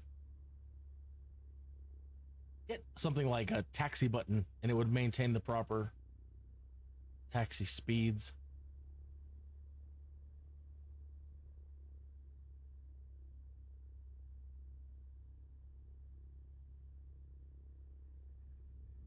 Now, pointed out before, we've got some double yellow lines. That means we do have to stop and normally announce that we're taking off.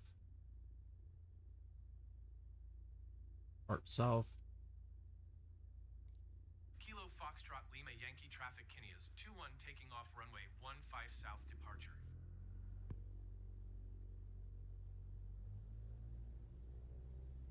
My brakes, man, something's up with my brake switch. It's sometimes it doesn't want to disengage.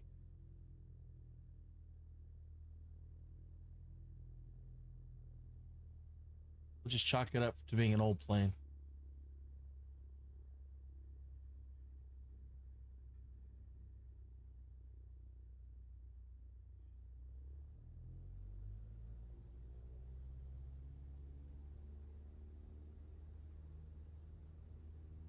All right, Royal Gorge, here we come.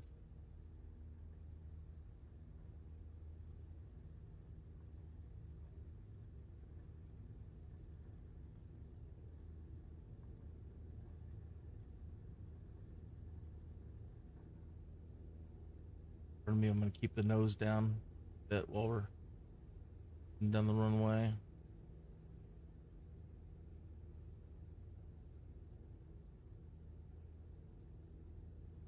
Unexpected ground effect can be weird. Have an enjoyable trip. It's a great day for it. Thank you, Elena.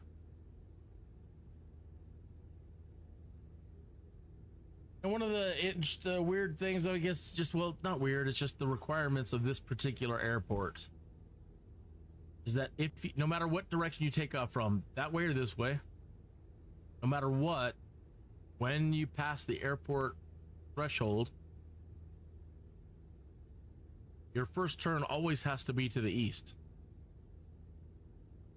That's just the rules of the airport, because it's mostly a trainer airport. They don't want rookies flying directly towards Colorado Springs right off, taking off out of the runway. They don't want rookies heading towards Colorado Springs after taking off from the runway. So all traffic heads east when taking off from Meadowlake. Okay. Now I'm gonna start making my turn back and heading south towards Pueblo while we start gaining a little bit of altitude here, because we are going to have to get up over some. I mean, if we go all the way around Cheyenne Mountain,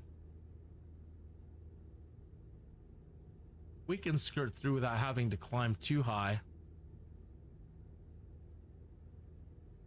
Not high. You know, normally anything over like 10,000 feet, you should probably have oxygen, but we should be good.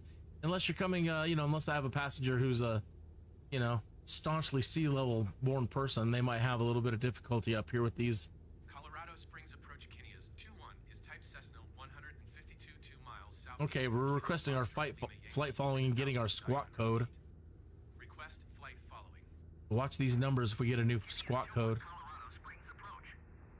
Squawk tree 637. Squawk tree 6 tree 7 Kinneas 21. Okay, so Steve. Kinneas 21 radar Whoa. contact 2 miles southeast of Kilo Foxtrot Lima Yankee 6,900 feet. Altimeter 29.92. Roger. Yeah, I meant to do that. 21.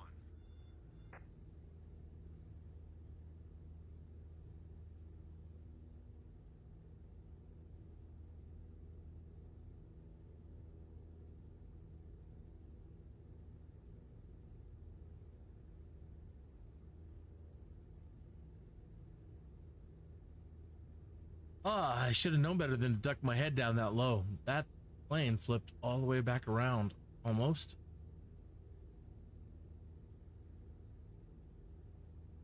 So let's see what the winds and what torques are doing to us right now.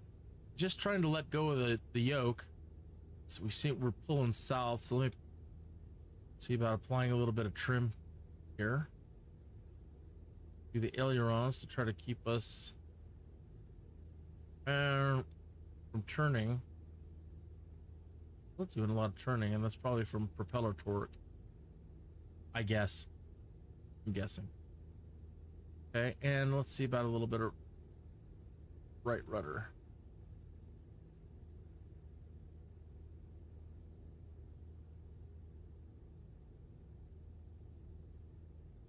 It's not so bad. At least it's compensating the other direction a little bit too much.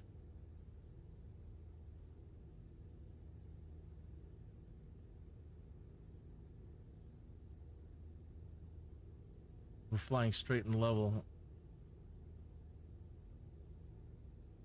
I do want to climb a little bit. Let me pull up the nose a tiny bit.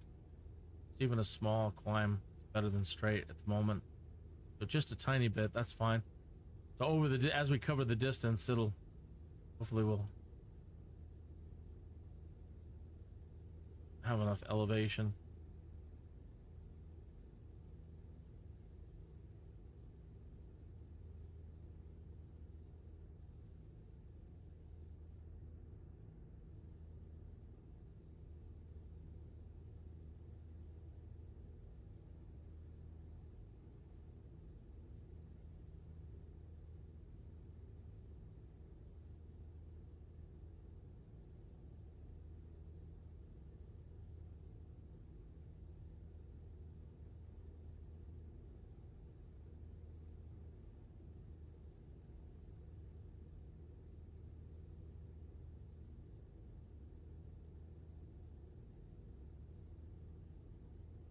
So yeah, we don't want to have to go over those mountains directly ahead of us. So we're gonna be shooting for that. I'm gonna be shooting for probably this right here, over here. I'm surprised Steve hasn't called out for a Charlie airspace clearance yet.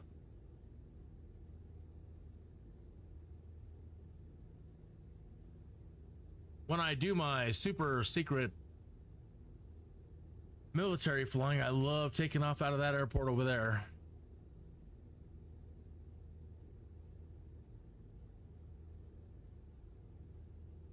I wonder if they'll, as you advance in these careers, who knows if we will get to use any of the, I can't imagine any military assignments, but hey, you never know. Maybe there will be something down the road that will allow us to use, something beefy, you know?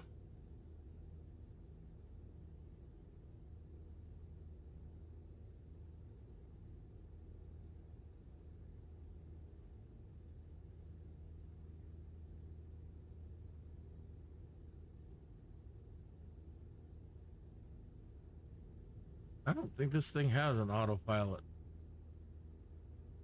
Not at all. Way too old.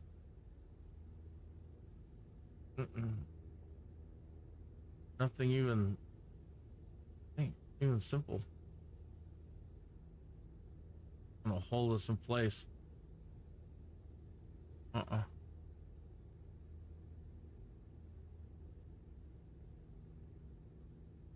Right.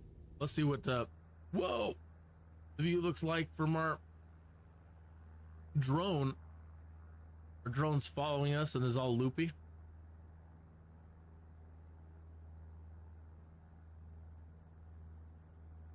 And we're turning. That's the thing about being in drone is you cannot make any adjustments to the plane. Kinneas 21 contact Colorado Springs approach on 120.6. Good day. Steve, take care of me. Take care of us for that, will you? 120.6 Kinneas 21. Thank you very much. Colorado Springs approach, Kinneas 217,000 feet.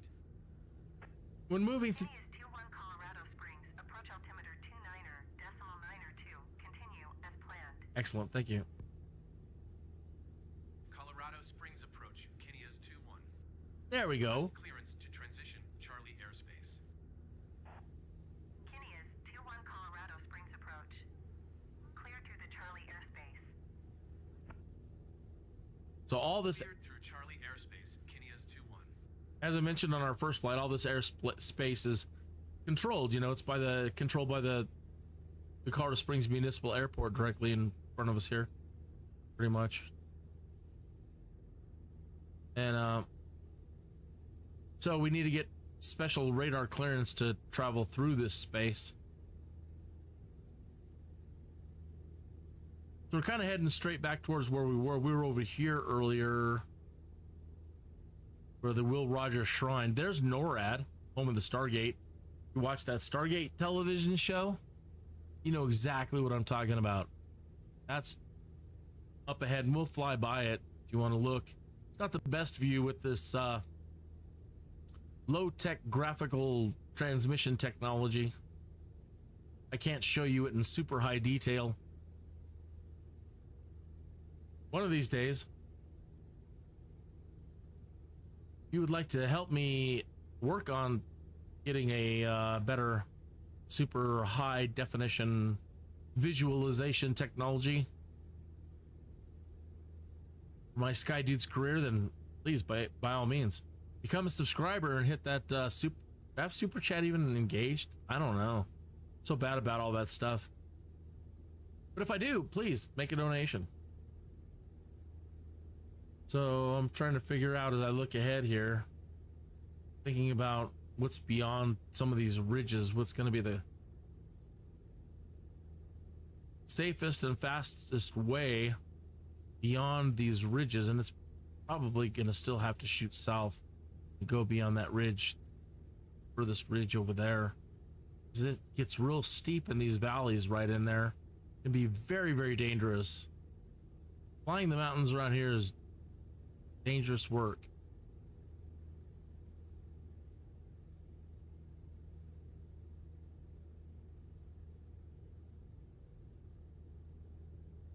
We're still good. We're a little, not exactly centered on the ball, but let's see.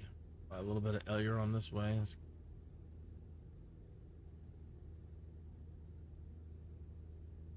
Yeah, the wings want to tip. Wings want to dip to the starboard side a little bit. See if I can get them from stopping to do that. a little bit better. There will always be some movement. It's never perfect.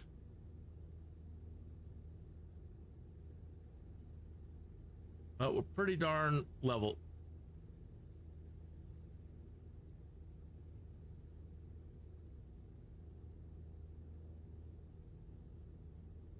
Still do see a little bit of nose turning, so let me apply a little bit of rudder. See if I can stop that from happening. No big deal. No, now it wants to tip over that way.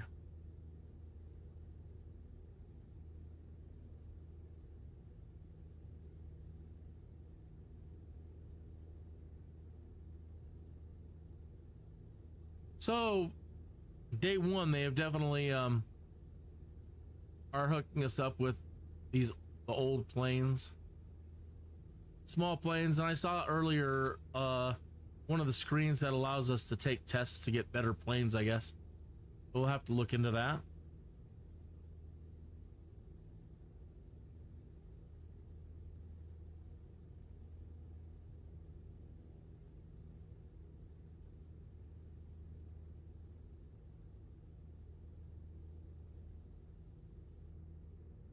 Okay. Now that we seem to be flying level, let me go ahead and take a look out there. Our drone.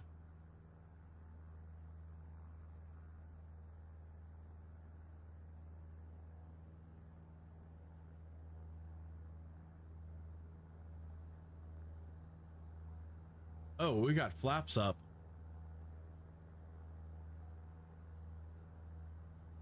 Oh, probably gonna get dinged for that too. Yeah, but hey, that's what happens. You get the. I'm gonna have to make some adjustments here. Make sure those flaps are up all the way.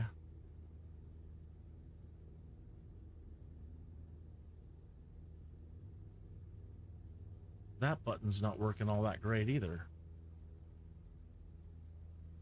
Yeah, no wonder we were going so slow. My apologies. But we are gonna climb. I gotta try to get the nose down a little bit. I have to make some compensations here in a minute, some adjustments, but let me go ahead and let's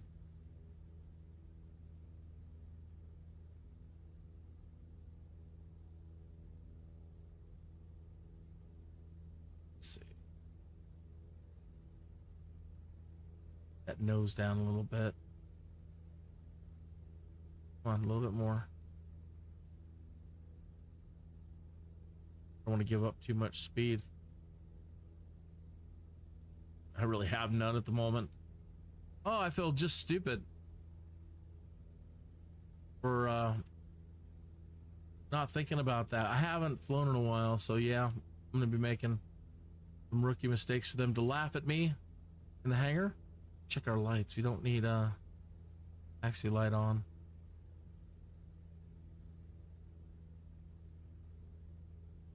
Come on.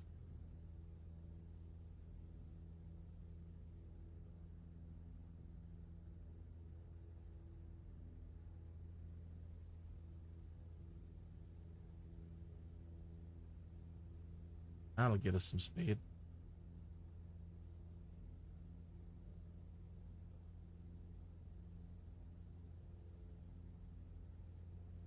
Okay.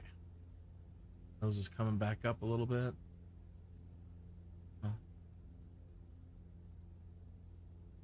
We're doing a little porpoising here.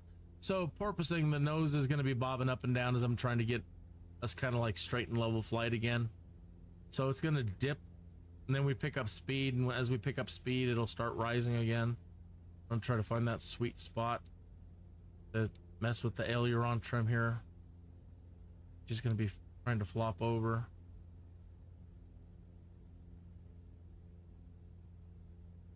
Good.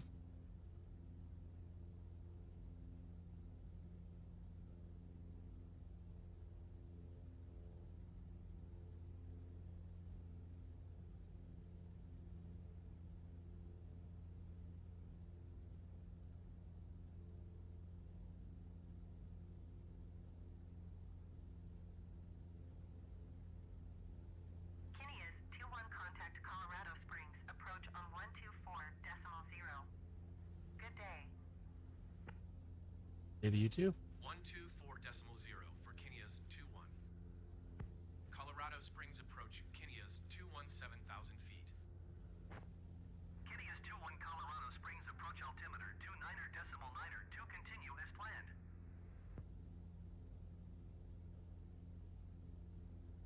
She keeps wanting to flip.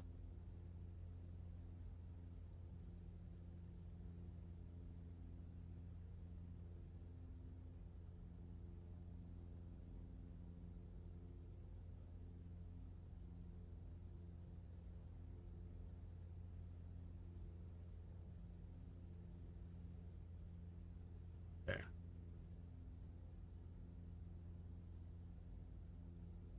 You get there for about 15 seconds. Make some more adjustments here, but there's Fort Carson. Oh yeah, I said I'd fly towards NORAD. That is home of the Stargate. That is directly in over here. Right, about 1 o'clock right now.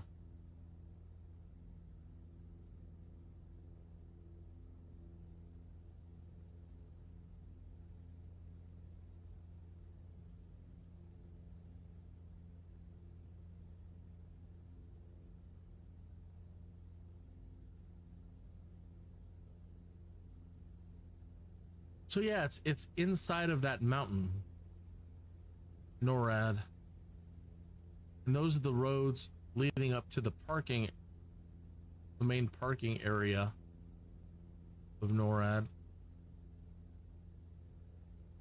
In our earlier flight, we were just about 1 to 2 o'clock, where that other marker on the mountain is. We're over there at the Will Rogers Shrine of the Sun.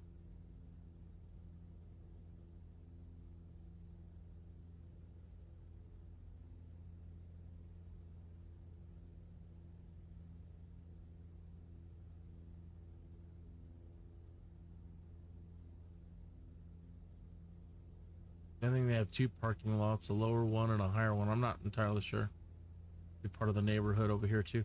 Surprising how they have this neighborhood right up close to NORAD, and it may be for just like VIPs. I don't know. They've got that neighborhood that's right below us. That just comes up right next to NORAD, and I would think that you would not want people this close to your national air, North American air defense, yada yada yada. Oh, here's the parking lot below us over here. But yeah, you see how they got that neighborhood, the houses right here. There's the parking lot, and there's the entryway over here into the mountain. Those of you that watch the TV show. Now, if I had a better, beefier plane, I'd try to make just the cut maybe right in here beyond Cheyenne Mountain, but it can still get pretty steep. So I'm just going to skirt a little bit more south and try to take us through some easier terrain to get to the Royal Gorge.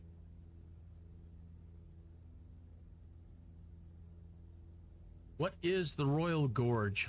Well, I know it's a gorge, but it's got this bridge, and it's supposedly one of the highest bridges in the United States, something like that. And it is a tourist attraction as well. That's why we're doing this particular mission, to allow our passenger to take some photographs of it. So you see, yeah, if we were to try to make a cut in here, still have to like climb over some of that stuff, and no bueno. Don't even want to try to push it. I'm out here where things come down a little bit.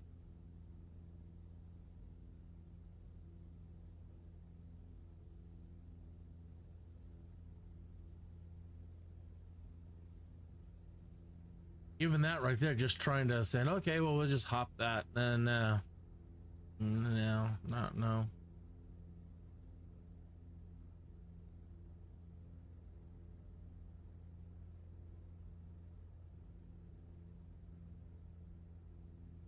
These are not super high performance planes at all. and they don't have super strong engines to just make a hop like that easy. And gaining altitude around here can be tricky. And so if you do want to make a hop straight over these things, you've got to go from where we took off at. You have to plan for the ascent all the way back out there and climb like mad before you even get over here. So you've already got the elevation before you reach these mountains, so that it's no problem with any particular wind turbulence you might encounter. As the wind moves up and down over these ridges, it can create some weird effect. And so you can be pushed up, or you can be thrown down towards the ground, lose all the air underneath you, and come crashing down. Yeah, and mountain flying can be really scary.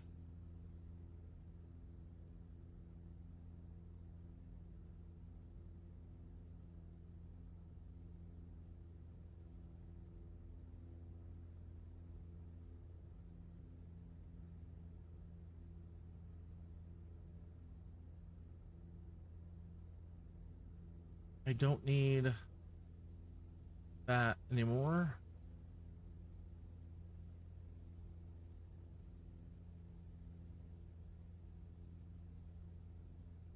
Let's check out this map. Wow, that's not it. I hope I have the right there we go. Yeah, it's out here. Wait.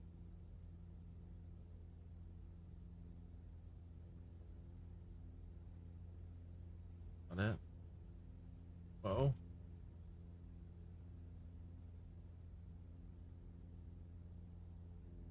Whoa. Meant to do that.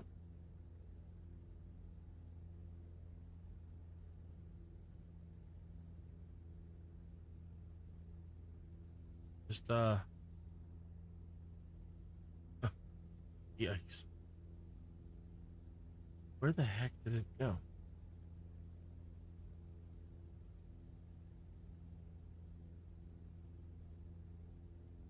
Royal Gorge.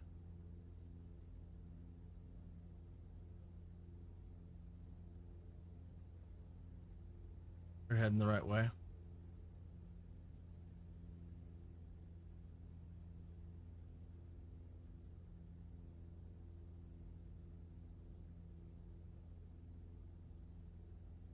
Close that. This it?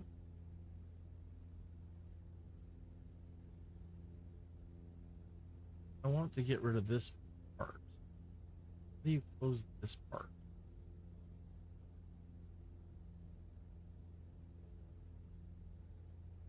No.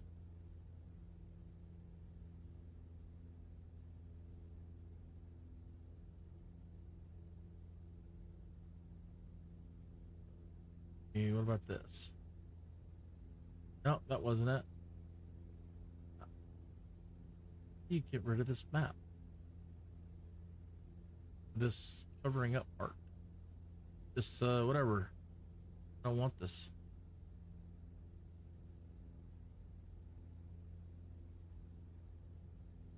Guess there's no way. Oh, there it goes. That's what I wanted to do. Are you able to see that? You should be. Yeah, you see that. Okay, good. Let's start minimizing this a little.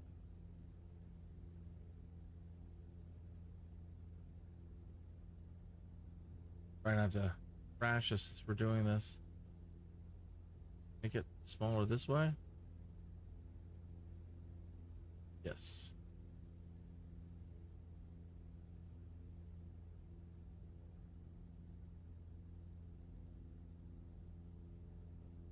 South. I think that's highway 50, maybe? Forget. No, that can't be 50. 50 is much further south. I forget. Either way, we'll see if we can catch this little highway over here. And then we'll follow that. Yeah, see, it gets mighty dangerous over there. Trying to get behind Pike's Peak.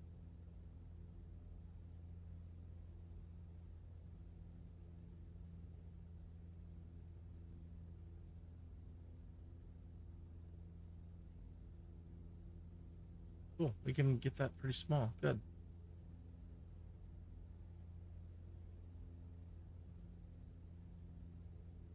There is another view that we can usually get. That's it. And then this view, we can still control things.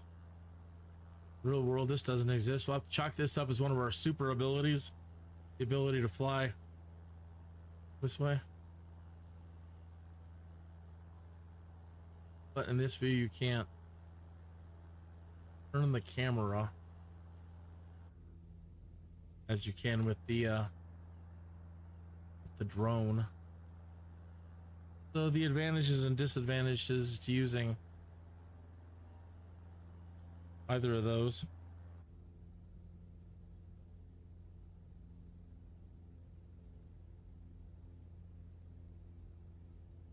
Oh, it's not too far from here.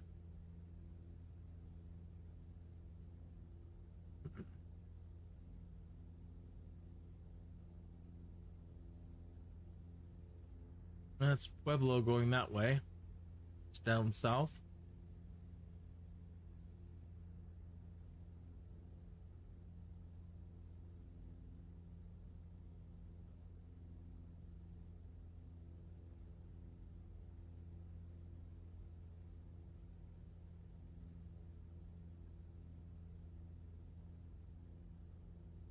I think we're redlining a little bit.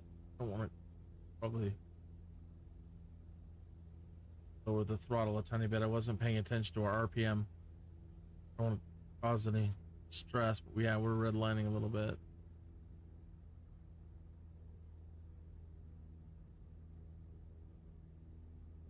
Listen to the green.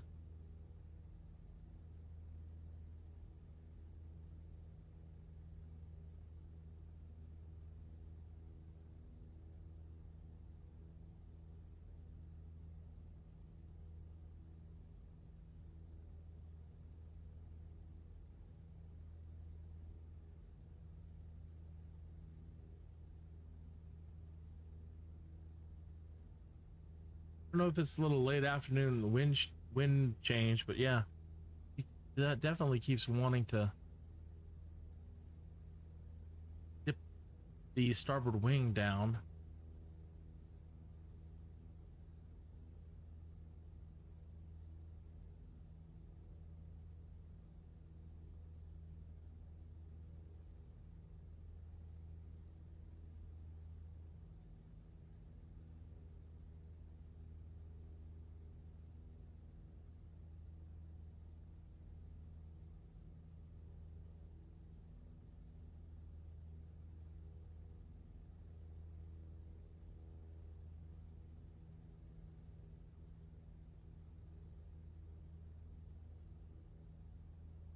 Those might be some of our markers up ahead there. I'm not really sure those markers are for. We'll know when we get a little bit closer.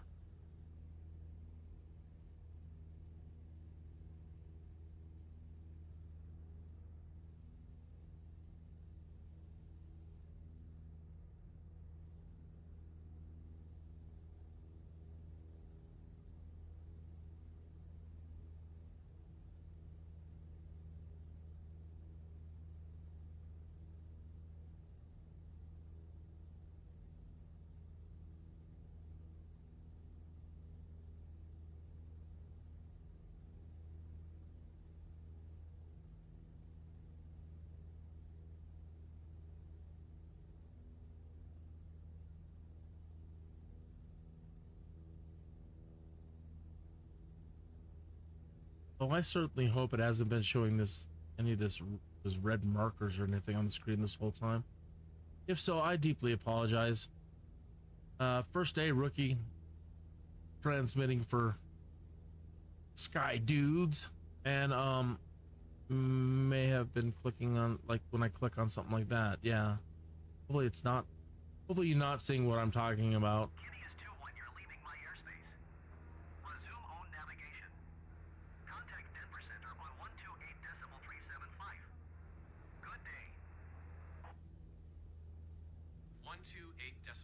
675 for Kinneas 21. Denver Center, Kinneas 216,800 feet.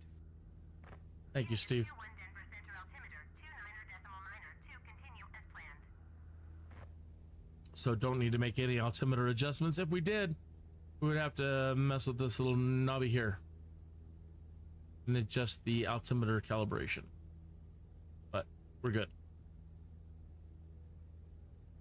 So I don't think those two markers are what we're looking for. I think we're over here still. I would think. Could be wrong. They might be that. That might be it right up ahead, but no, I know. According to this map, though, it looks like it's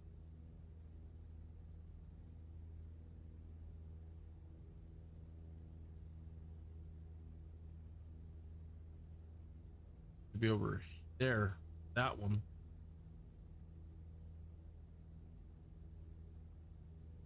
Still wonder what those are. Let's fly that way anyway. Let's find out what those are. Get a reading on them.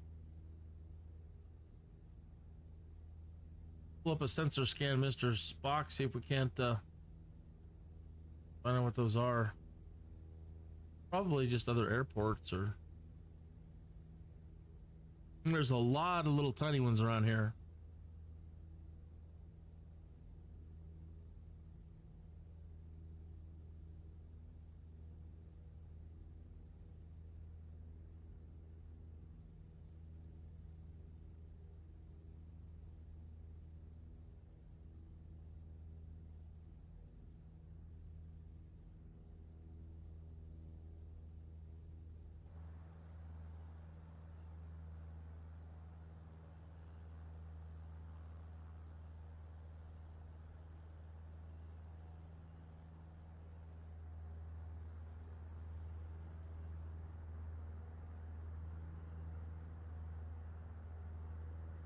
Yeah, that's an airport. That's Canyon City.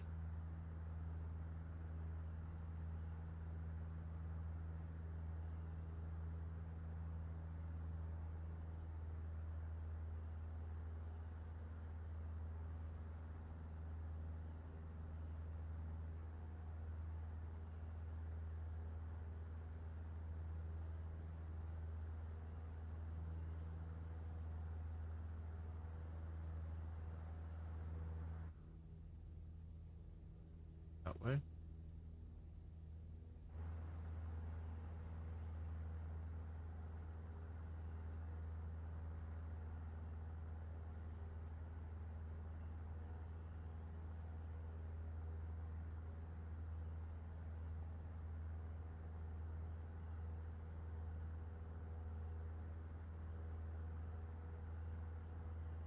Here's a state penitentiary around here somewhere.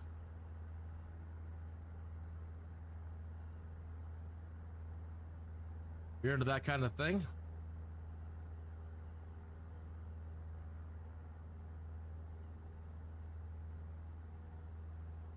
I do have to start thinking about getting a little bit of, unless there's a safe way. I've never flown into the Royal Gorge. I'm wondering what is the safe way to do this? Wondering if it's right between following that river.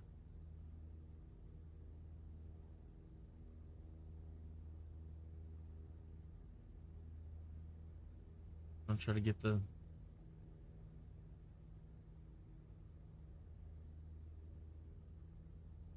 some elevation here, altitude.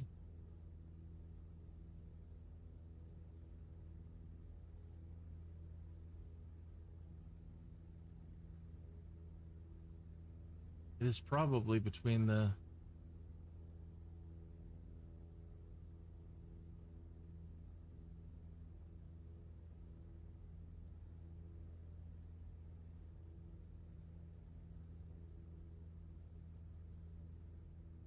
ridge line of mountains there, or just little I don't know what they call those, razorbacks or something like that, where the earth turns up like that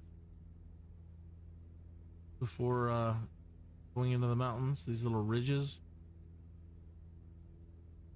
definitely more interesting as you head towards Denver. The formation, the shape of them.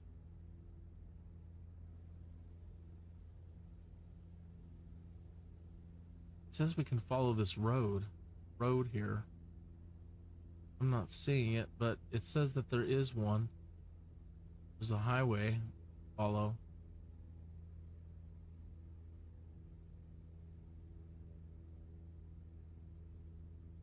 Want us to turn. According to our map, it's the safest way.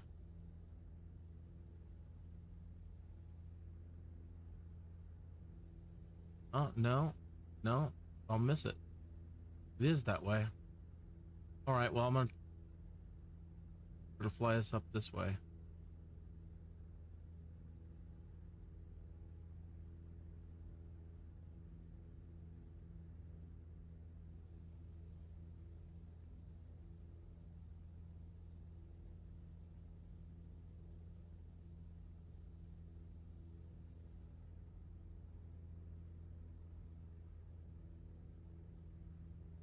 Okay.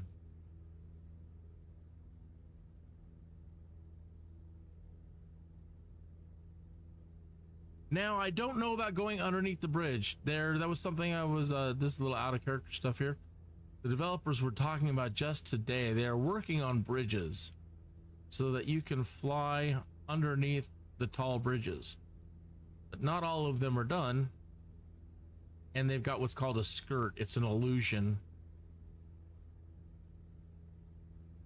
that makes the bridge seem hollow, or the area underneath it, so that you can fly underneath them. But if they, you know,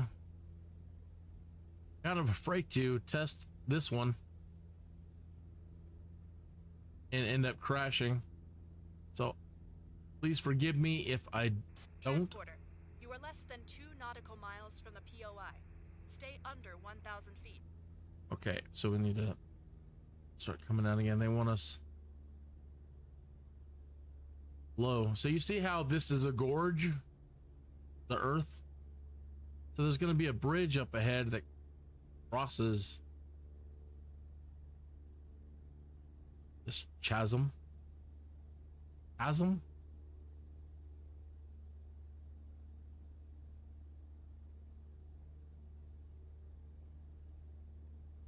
Starting to make it out now. Okay, turn around the POI as close as possible until they are done taking pictures.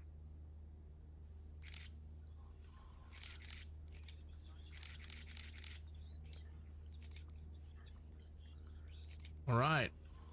Using my superpowers as Kinneas Skydude again, I can stop time and space. And I'm going to do so right now. It's an awesome power, but this allows me to give you a much nicer show. Now, yeah. We're a little bit turned.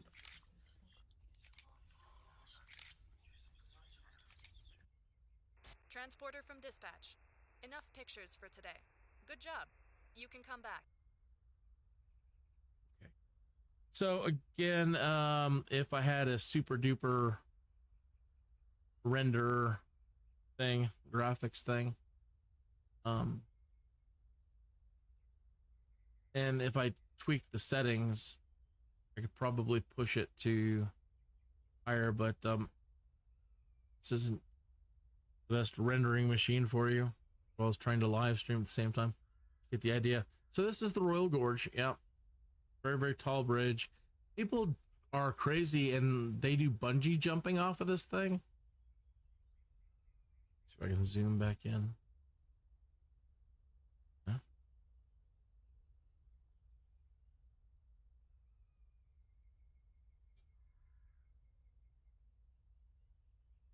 Again. Get us a little get over it a little bit. Whoa.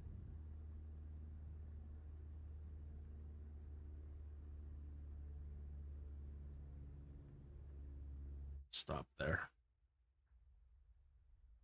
See what we can see. Am I not in drone mode? What's going on?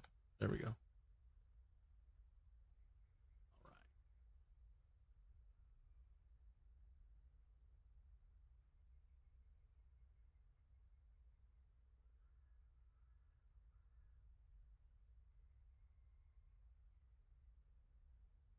So yeah, that that is mighty high.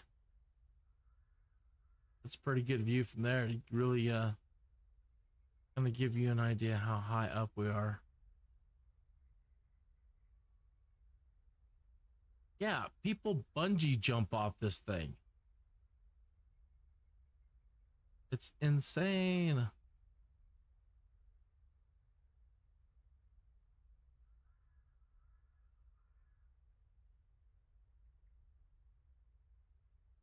Suppose it's a pretty bridge.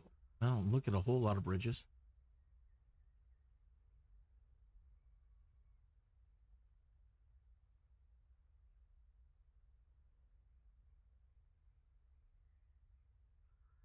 Yeah.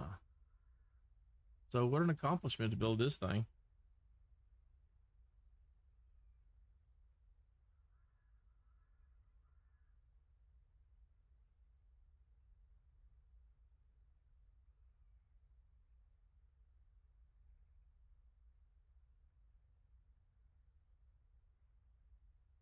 A big bald patch right down the side of that.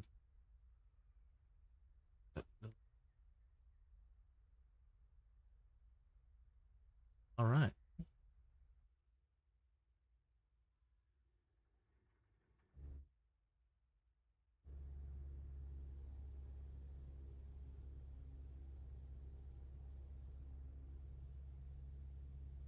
Crazy. I don't like bridges.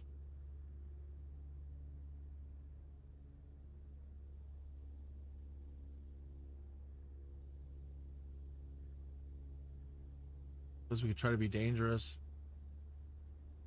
Yeah, on our first flight missions as a Skydude.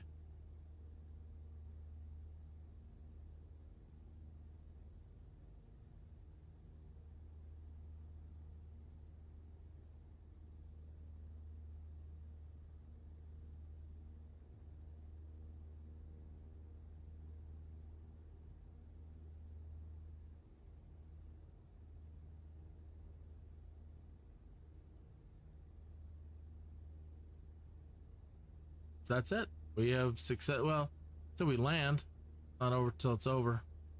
But now we got to get back to home base.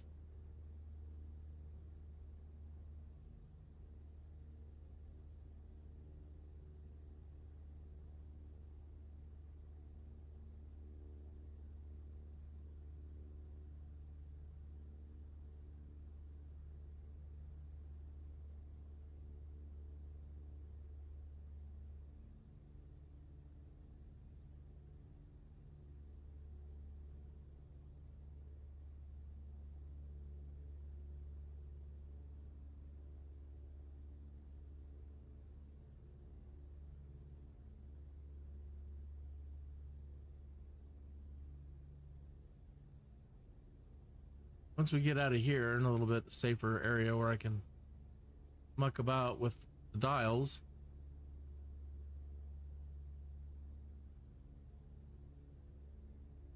and all we got to do is head back to Canyon City and then head back towards Colorado Springs. But we didn't know where we were at, so we still have the Black Forest VOR tuned into our nav radio.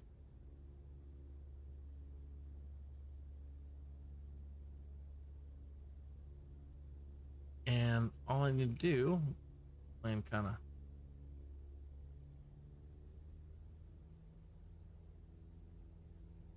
and a little bit level here, is get our needle centered up.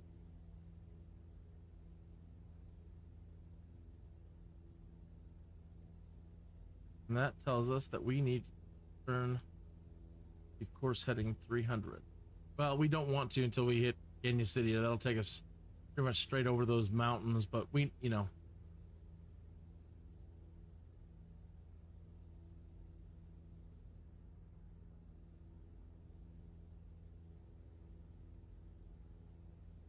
it is that direction. See, we don't want to hop that. Like when we came out, we went around all those. By the way, we have it dialed in. Got the, we wouldn't get lost, but we didn't have any visibility or anything. I'm surprised we actually made it, and I believe it is doing real time. It's getting later in the day here, and I'm in the real world. I'm looking out my window. It's getting a little dark. Thought we're on live, but let's double check. Now let's turn on real time. That's a little bit better. So it darkened up a little bit, and we should have live weather on.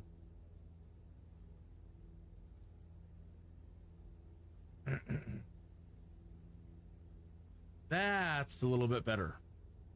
That's a little bit more how it's looking outside right now.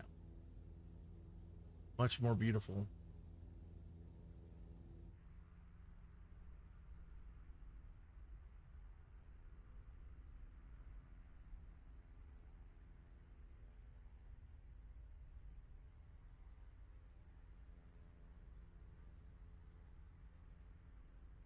Where is our plane? It sounds like it's over to the right of us. Have lost us.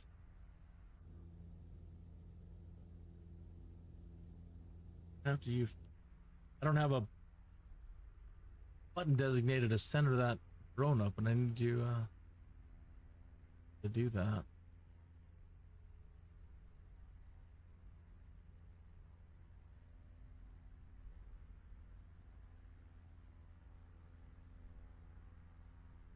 What that is down there. That's interesting looking. What an interesting looking house or formation or whatever that is down there that we're passing over. Probably head a little bit south.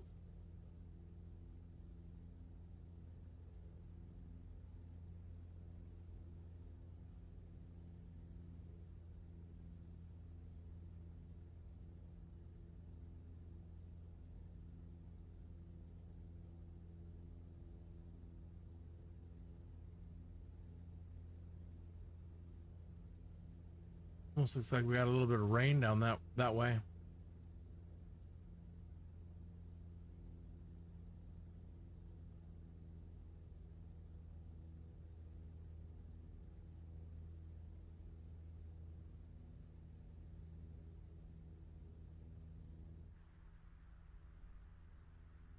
I need to adjust the speed on this thing.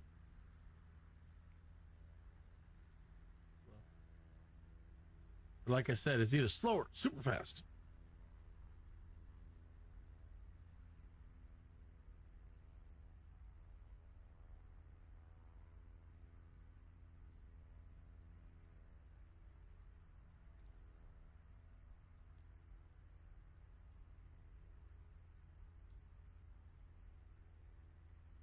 Oh, that's drone focus, not speed.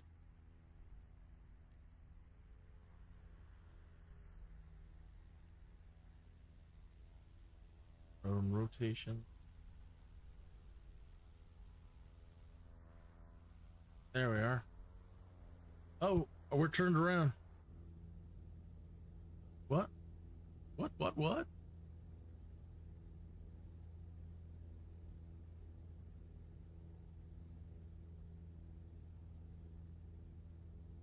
Yeah, we're completely turned around. Wow. Meant to do that.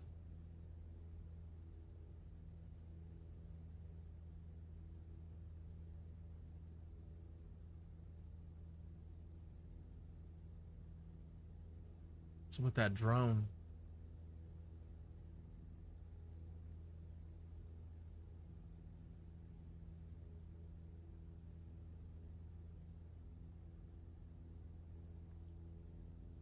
Hey, we can stabilize her out a little bit.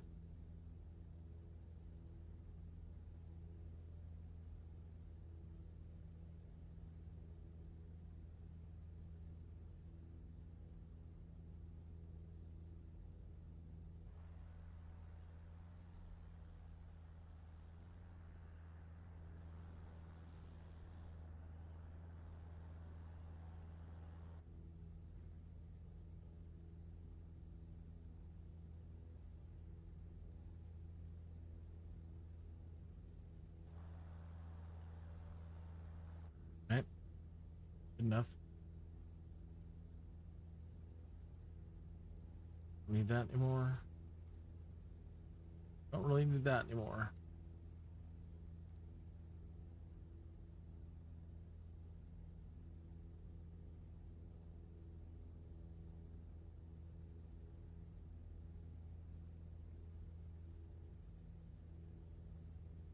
Center up our needle.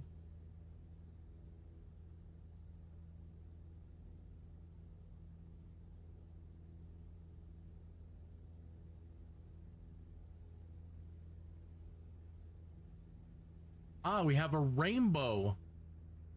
See that? Ah, a double rainbow. If you look really hard, you can see the second rainbow. Kinneas 2-1, contact Colorado. Springs approach on 1. Well, that's nice. Good day. 124.0 for Kinneas 2-1. That makes me feel good about what we're doing here, trying to Kinneas 2-1, 5,700 feet. start a career as a Skydude. 2-1 Colorado Springs, approach altimeter 30.30, continue as planned. Okay, our altimeter did change. Now we're no longer 2992, we're 3. What did he say? Take air traffic control log.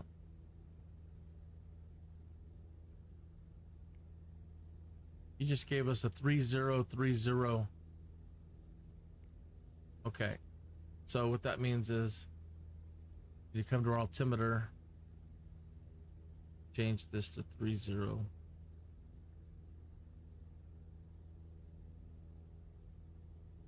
It's 3030. That should be right there. Change the barometric pressure.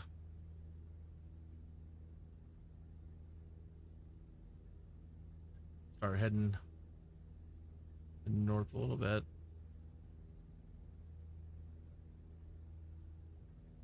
Yeah, feeling pretty darn good. It being a seeing a rainbow. Are we catching some rain? Is that what that noise is? You turn it up so you can hear it a little bit. I don't see any raindrops, but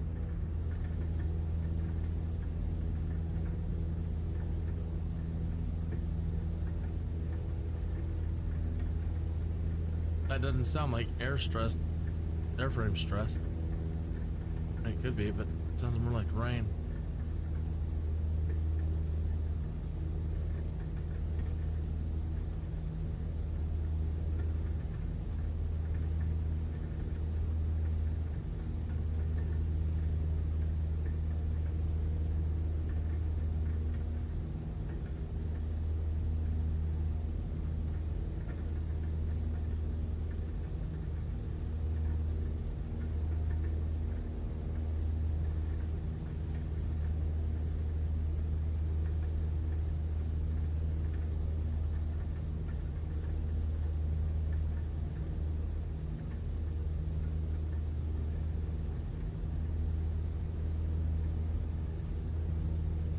Raise the throttle a little bit.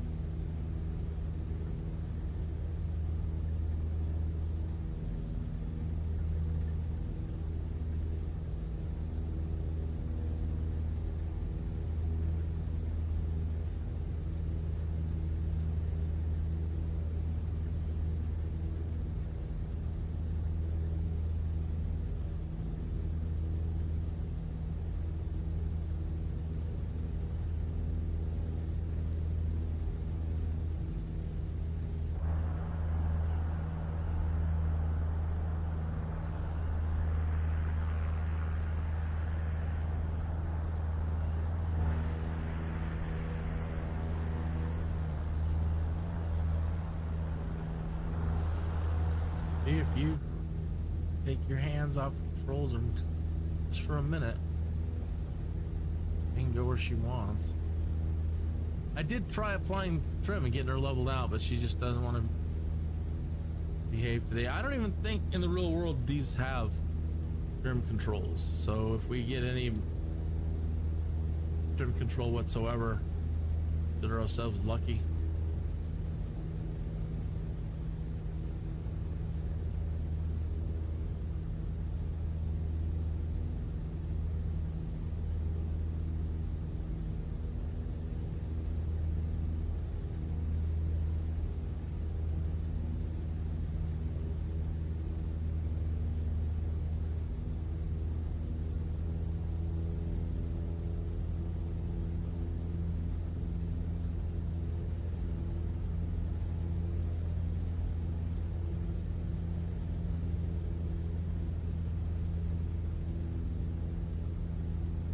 We are doing what's called visual flight rules.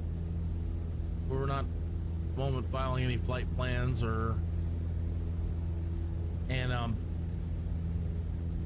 but I am also instrument simulator wise instrument rated, so I'm not too concerned about, you know, if we were to run into any bad visibility or anything like that.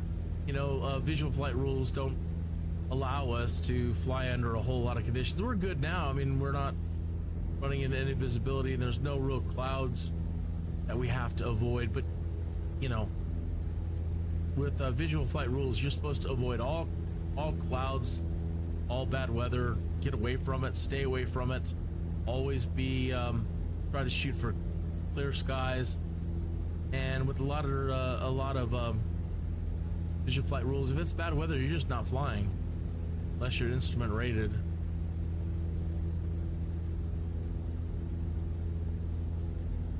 Or know how to fly with your instruments. You don't know how to do any of that, you would like to learn, I have created quite a few different videos, training videos, to demonstrate that I know how to do it. I am no real world professional, but I have spent so much time trying to learn how to fly according to real world operations, to do it the way you would need to do it if you were going to go out and get your license. And so to demonstrate that I have been learning, I have created some of my own instructional videos to help people that are brand new like me, a noob. So a lot of them are titled, or they have little noob flights tag on them. They're I try to make them as super friendly for somebody who's never flown before, and try to make it easy to understand the way I understand it.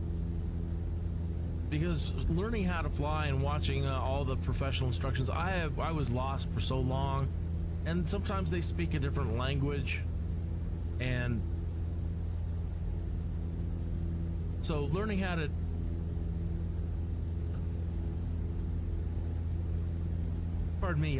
learning how to do it and fly, I wanted to make instruction videos for noobs like myself. Noobs helping noobs, a noob helping noobs. So please like and subscribe and take a look through the content that I have under my, you know, in my Microsoft Flight Simulator playlists. It's kind of all over the place, and for a while I was trying to create other channels and have things on the Noob Flights channel, and just so much stuff everywhere. But the majority of it, and a good amount of my training stuff, it's amazing how many videos I've tossed because they deemed it duplicate material, when it's, you got to go over the material over and over again. But I try to stay in compliance.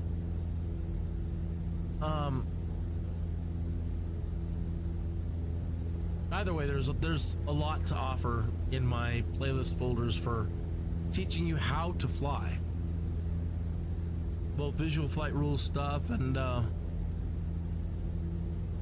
instrument flight.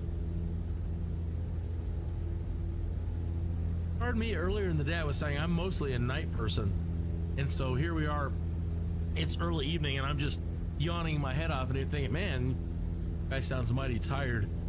Yeah, sometimes I get, you know, tired, and then after dinner or whatever, you know, I get yawny. But I usually get my second wind because I'm a night owl.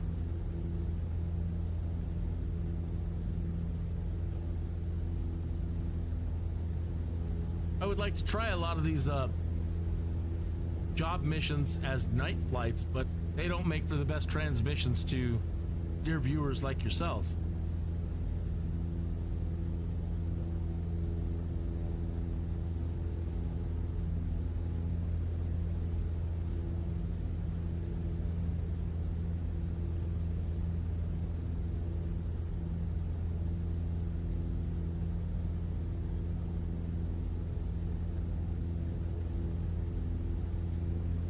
That puts us on a course heading of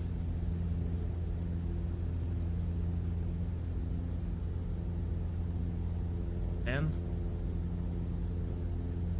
Somewhere in there. Seems like it'd be a little bit more. Yeah, I do. Maybe that is a little bit of, I don't know. I was gonna say a little bit of water splatter on the windscreen, but I don't know. It could be just bug stuff. That's Colorado Springs out there. Meadowlake should just be beyond that.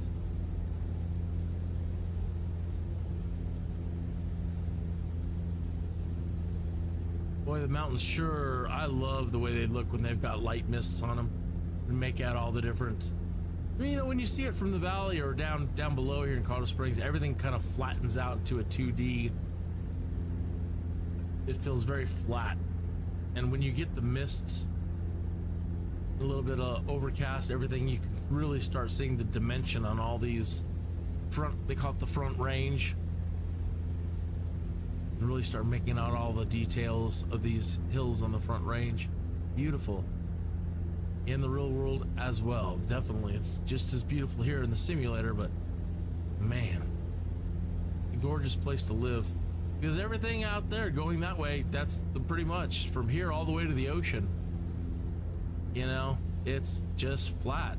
Kansas is straight out that way, and beyond that it's everything else to the coast, and there's just flat. I've said in a lot of my earlier live streams when talking about, I do almost all my flying here. I was like when Lewis and Clark and them made their way out here and they got over to this stuff, and it looked all flat to them. And they're like, oh, it won't take any time at all to get over this stuff. And it's no, biggest mistake ever. They were stuck here for ever. Months and months and months waiting for scouts and dealing with Indians and all kinds of stuff. They had to just come to a complete stop pretty much down here to figure out how to get through all of this. They're like, we'll have a couple of scouts check this out and we'll be lickety split over that in no time. So when the scouts finally did make it back, if they came back, like, no man, it's gonna get progressively more evil as we move beyond these mountains. We've been lucky, we have been blessed with flat land all the way to this point, and from here on out, this is where life becomes absolute hell, because trying to make your way and find a way to California, once you get beyond trying to go over beyond this, it's nothing but hell if you're traveling by land. Because you know, and I'm sure they're thinking, man, if the United States is like this all the way out, we've got it made. And then everything changed here. This is where it all went south. Well, went bad. But yeah, they tried south like we did with our flight tonight. Go south first. But even going south, nah, it doesn't get any better.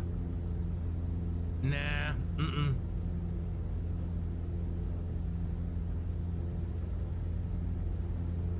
So again, now we're flying over. There's Fort Carson again, just off our 2 o'clock, 3 o'clock. Yep, Butts Air Academy Field, something like that. Air Force, I don't know. By the way, it's Butts Airfield. What a name, huh? You'd think at some point they're like, can we call ourselves something else? No, we must respect Butts. And we do.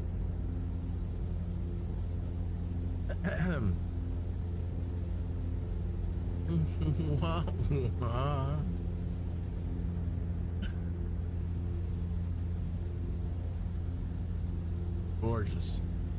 Gorgeous, gorgeous, gorgeous, gorgeous.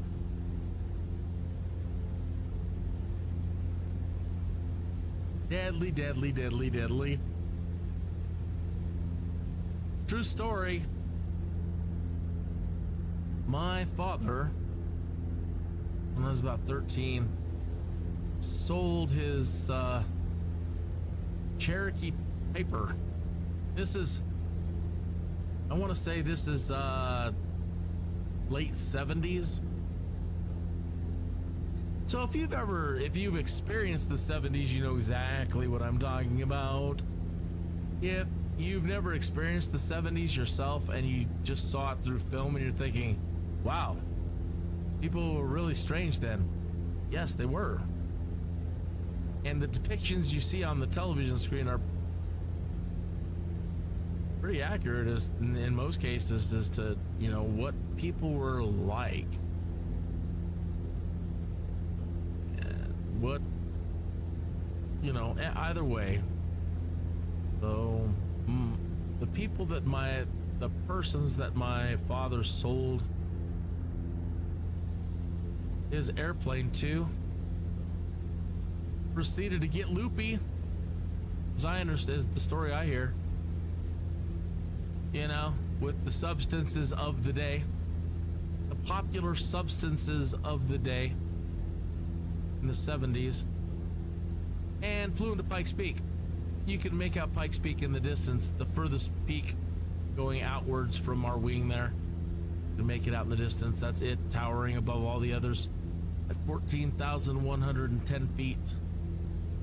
So yeah, my dad sold his plane, and then the numbskull proceeded to fly him and some lovely people right into the mountain.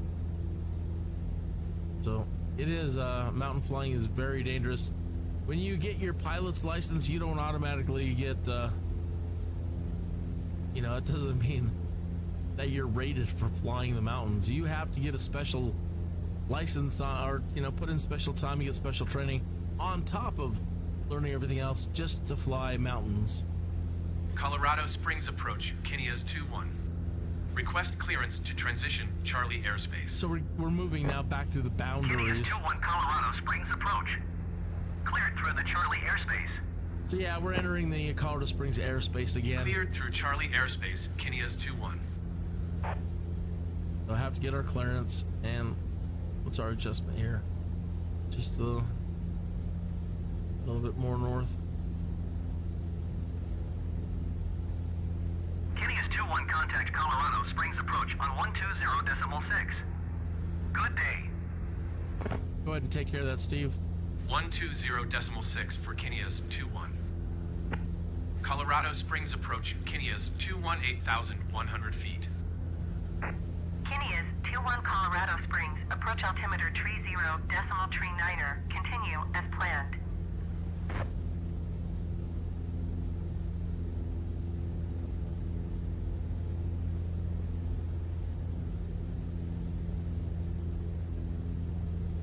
Want to tip that way.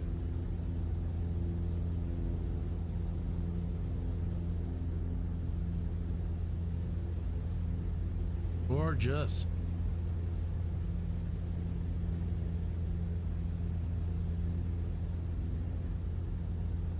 Gorgeous.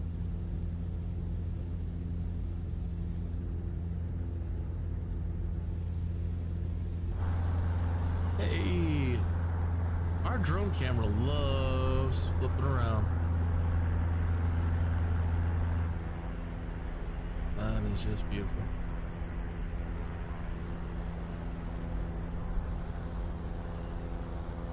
See where it says security off our wing there, out there? Yeah, I live just over there.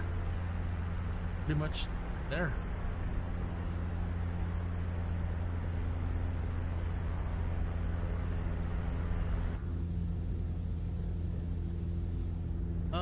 That's pretty much, you know, I have a strong desire to try to do this one of these days. For real. Maybe, maybe not. I don't know. I'm brave in the computer, I can tell you. Brave. Brave. I put in over, I'd probably say close to 2,000, 3,000 hours. Over 900, well, 900 at least in Microsoft Flight Simulator 2020. Probably the same amount of time in Flight Simulator 10X. And over 800 on X-Plane. Then there was Flight Sim World and flight school, and then Microsoft Flight. So thousands of hours trying to learn how to fly. And so I always told myself, you know, just learn how to fly here, because if I ever do it, I want to know everything I could try to know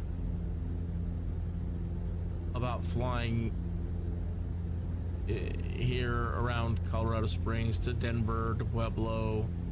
I've done quite a few cross countries now.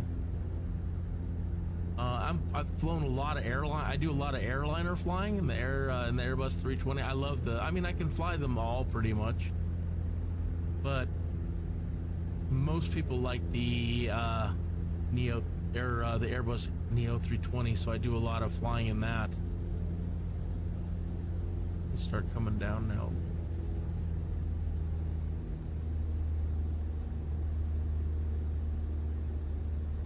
Do a lot of flying, taking off of here, Colorado Springs Municipal, doing the airliner. They probably have in this career, there's probably airliner stuff. I don't know. We will know as we continue on. And I've got to take those tests to get better and better planes.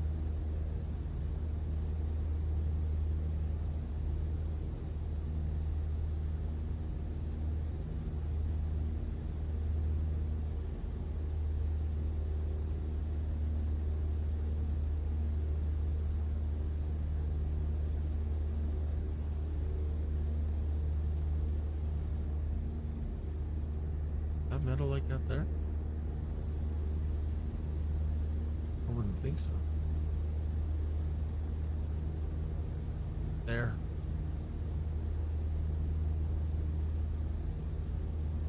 Under Needle.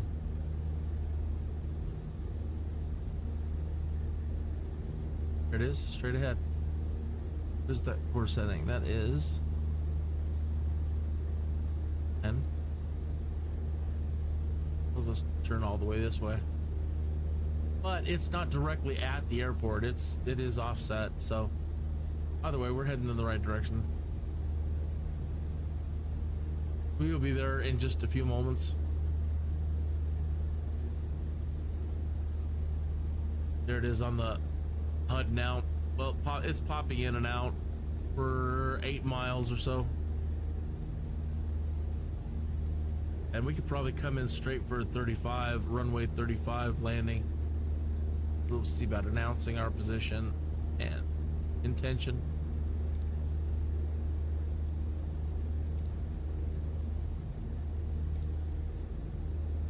Oh, I keep saying 35. 35 is Colorado Springs Airport. 33 is...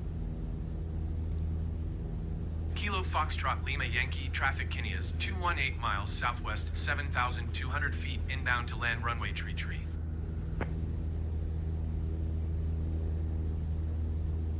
So I put our traffic pattern entry up on the HUD there.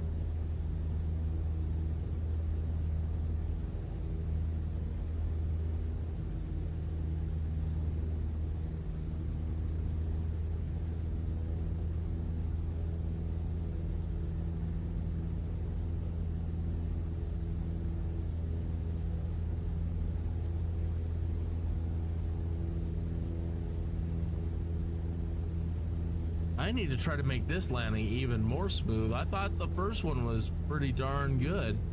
And they're like, not so much. Could be better. Okay. We will endeavor.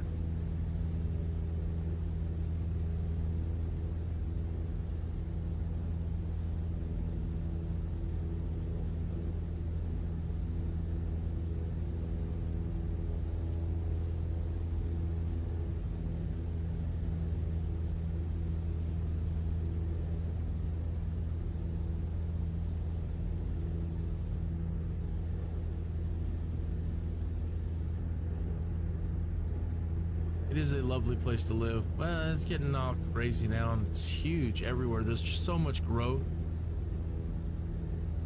Too much altitude. There's just people from everywhere that have been coming here. You know, one, it's a lovely area. Two, you know, what apocalyptic movie doesn't have everybody in the end of days coming to Colorado? I don't know why. Something to do with the air patterns here. That and all the good apocalyptic end of the world stories or those kind of things.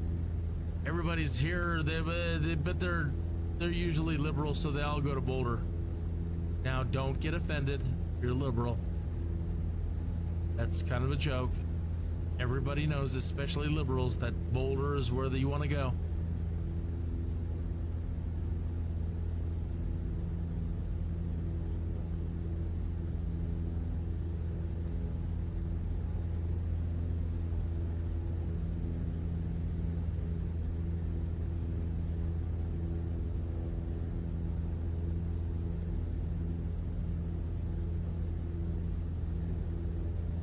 So that's what it seems, you know, like lately these days, end of days, just everybody's flooding Colorado. It's just, there's people everywhere now, houses everywhere. When I was growing up here, nah, not so much. It was lovely.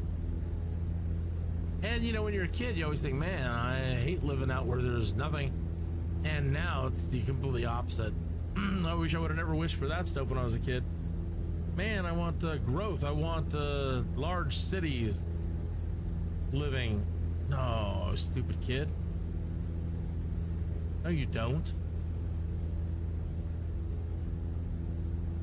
Just wish it used to be the way it was when you were a kid.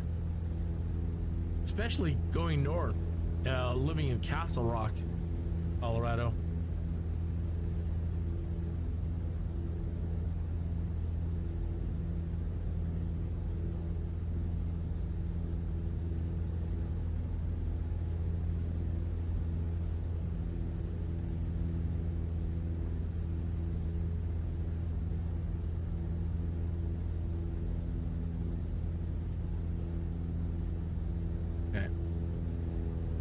Slow down. Some flaps going.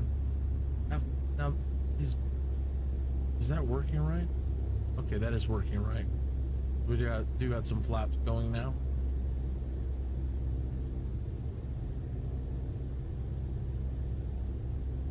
Going to announce base. Kilo Foxtrot Lima Yankee traffic Kinneas 2-1 is on base runway tree.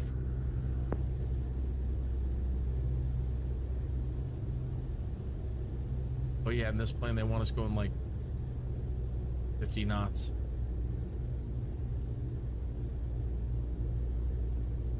Need to slow down.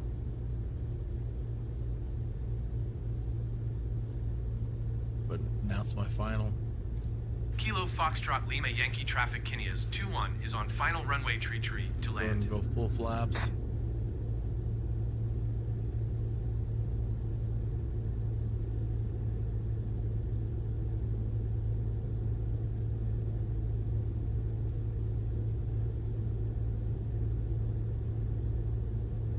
They say we're too fast. Okay.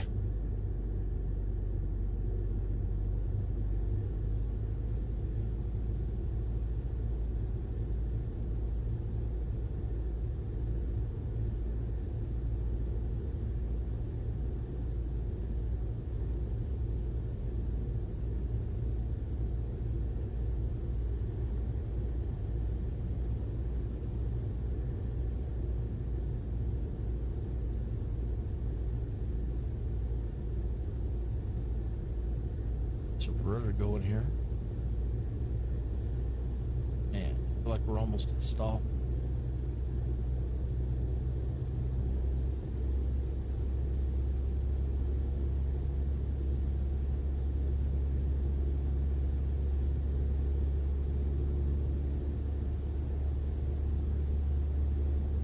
I need some foot pedals. Trying to do this with a Sidewinder joystick, it's not impossible. Does make things a little bit more difficult, but not impossible with your rudder.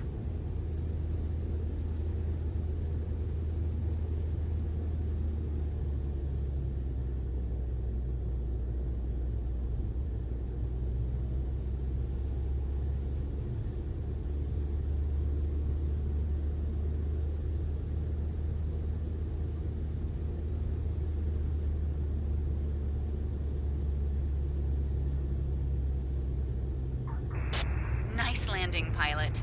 Thank you, Elena. Oh, don't lose it now. Contact ground for your parking assignment, then shut down your engine. All right.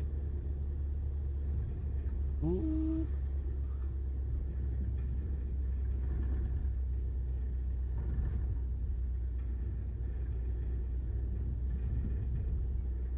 You've been a little fast on that one. All right, let me announce myself clear of the runway. Kilo Foxtrot Lima Yankee traffic Kinneas 21 is clear of the runway.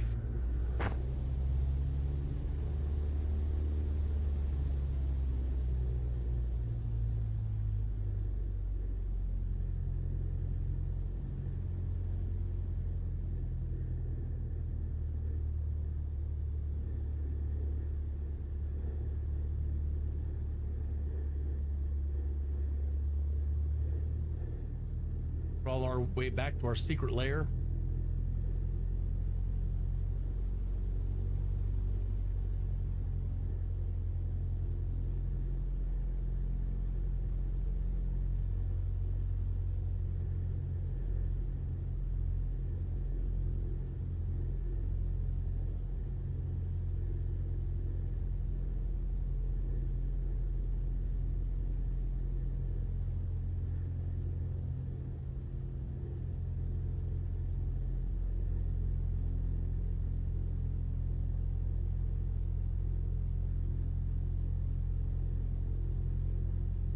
I'm so glad that she was happy with that landing. It wasn't the best. We were a little off. Came in a little sideways. Like I said, it's kind of hard to do with the Sidewinder with your rudder and get your rear end lined up sometimes.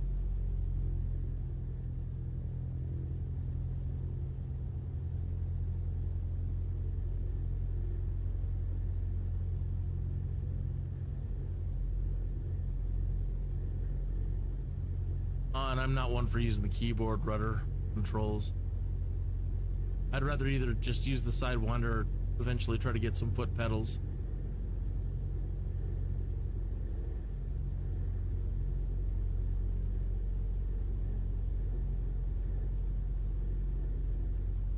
There's that runway taxi light in the middle of the runway again. Or one of them. Found a couple that are off. It's the same one though that we were dealing with earlier. Yeah, because this is where we came in last time. We're calling this our fun park over here. Any one of these. They're all our hangars now. I think we can say we're a member of the Skydudes after these 2 successful first flights. We'll see. Who knows how things will go from here. Ah. All right.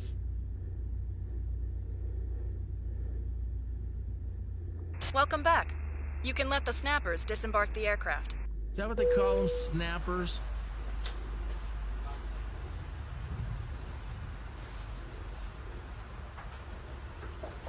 Oh, they're gonna ding us again. We forgot to put on our landing lights again. So, oh boy. Oh, they're gonna ding us for that for sure. Yep. It's the rookie mistakes. I didn't go through the checklist, and I you know, I guess, I don't know. I'm sure there's a quote for it, like comfort leads to complacency or something like that. The tourists seem really happy with their trip today. We have been tagged in a social media post already. 5 stars. Oh, nice. Oh, that's great. You are clear to start your engine. If we want to do another one, which I don't. I want to, just chalk that up for the day and end there on a good note with 2 flights in for the day. Our first day trying to become a Skydude. I'd say we did pretty good. Yeah, put in some miles today. Not huge miles, but not bad. So my schedule. Currently, like I said, it's kind of all over the place, but I'm usually available want to say almost every day by at least 4 p.m. It's a lot of the times earlier, but just for, you know, leave a little leeway there. 4 p.m. in the afternoon. And if I don't have anything going on the next day, I usually go long into the evening. I'm by nature, like I said earlier, a night person. So I do like doing a lot of activities later in the evening, but usually I'll try now with what I'm doing here. If you're a North American person, try to keep things early, late afternoon, early evening, and then, potentially some later into the evening. I'm also trying to play a couple other titles. I just finished up doing some Medieval Dynasty stuff, which I'll try to get a playlist up and get some of that stuff transferred over. I was, again, channels and yada yada yada yada. Either way, I've been playing that one and not real happy with it in the end, but maybe not my cup of tea. I'm also playing Baldur's Gate, the pre-release, and I don't have anything other than some videos on how to kill a certain group of people. I don't have any like live gaming or streaming on that yet. I want to do some of that in the future. Coming up this year, there's a game coming out called Manor Lords. I'm really interested in playing Manor Lords. It's a city builder, but with good combat, medieval combat, like in Total War, that style. I also do have Rome Total War. That's one of those ones I go back to every now and then when I feel like just getting beat up. And that's one of those games where, play the whole Roman Empire and it just, it's take over the whole world kind of thing. It's an impossible task, really. Maybe not for some people. People are really good at it, but that's one of those ones there's really no end in sight for it, so might be doing some of that. I do love playing Civilization, always, whatever iteration it may be. So I've got Civ 6 and I've still been playing some of that. What else? Cities Skylines, since there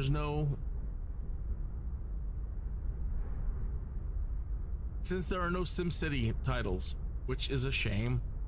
Now, hoping that changes in the future, that they decide, hey, well, everybody's just remastered their stuff and come back and made a comeback like Microsoft did.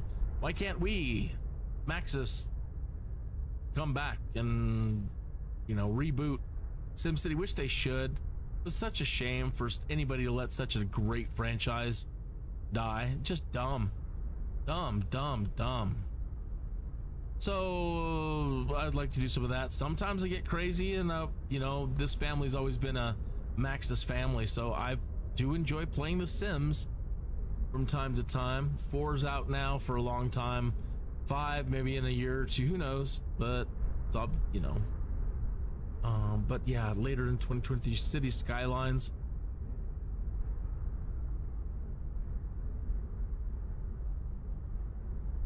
Pardon me, having a drink. If there's any titles that you're currently playing that you're interested in, people are trying to get me to play No Man's Sky, something like that. Got some people, some friends that are playing that.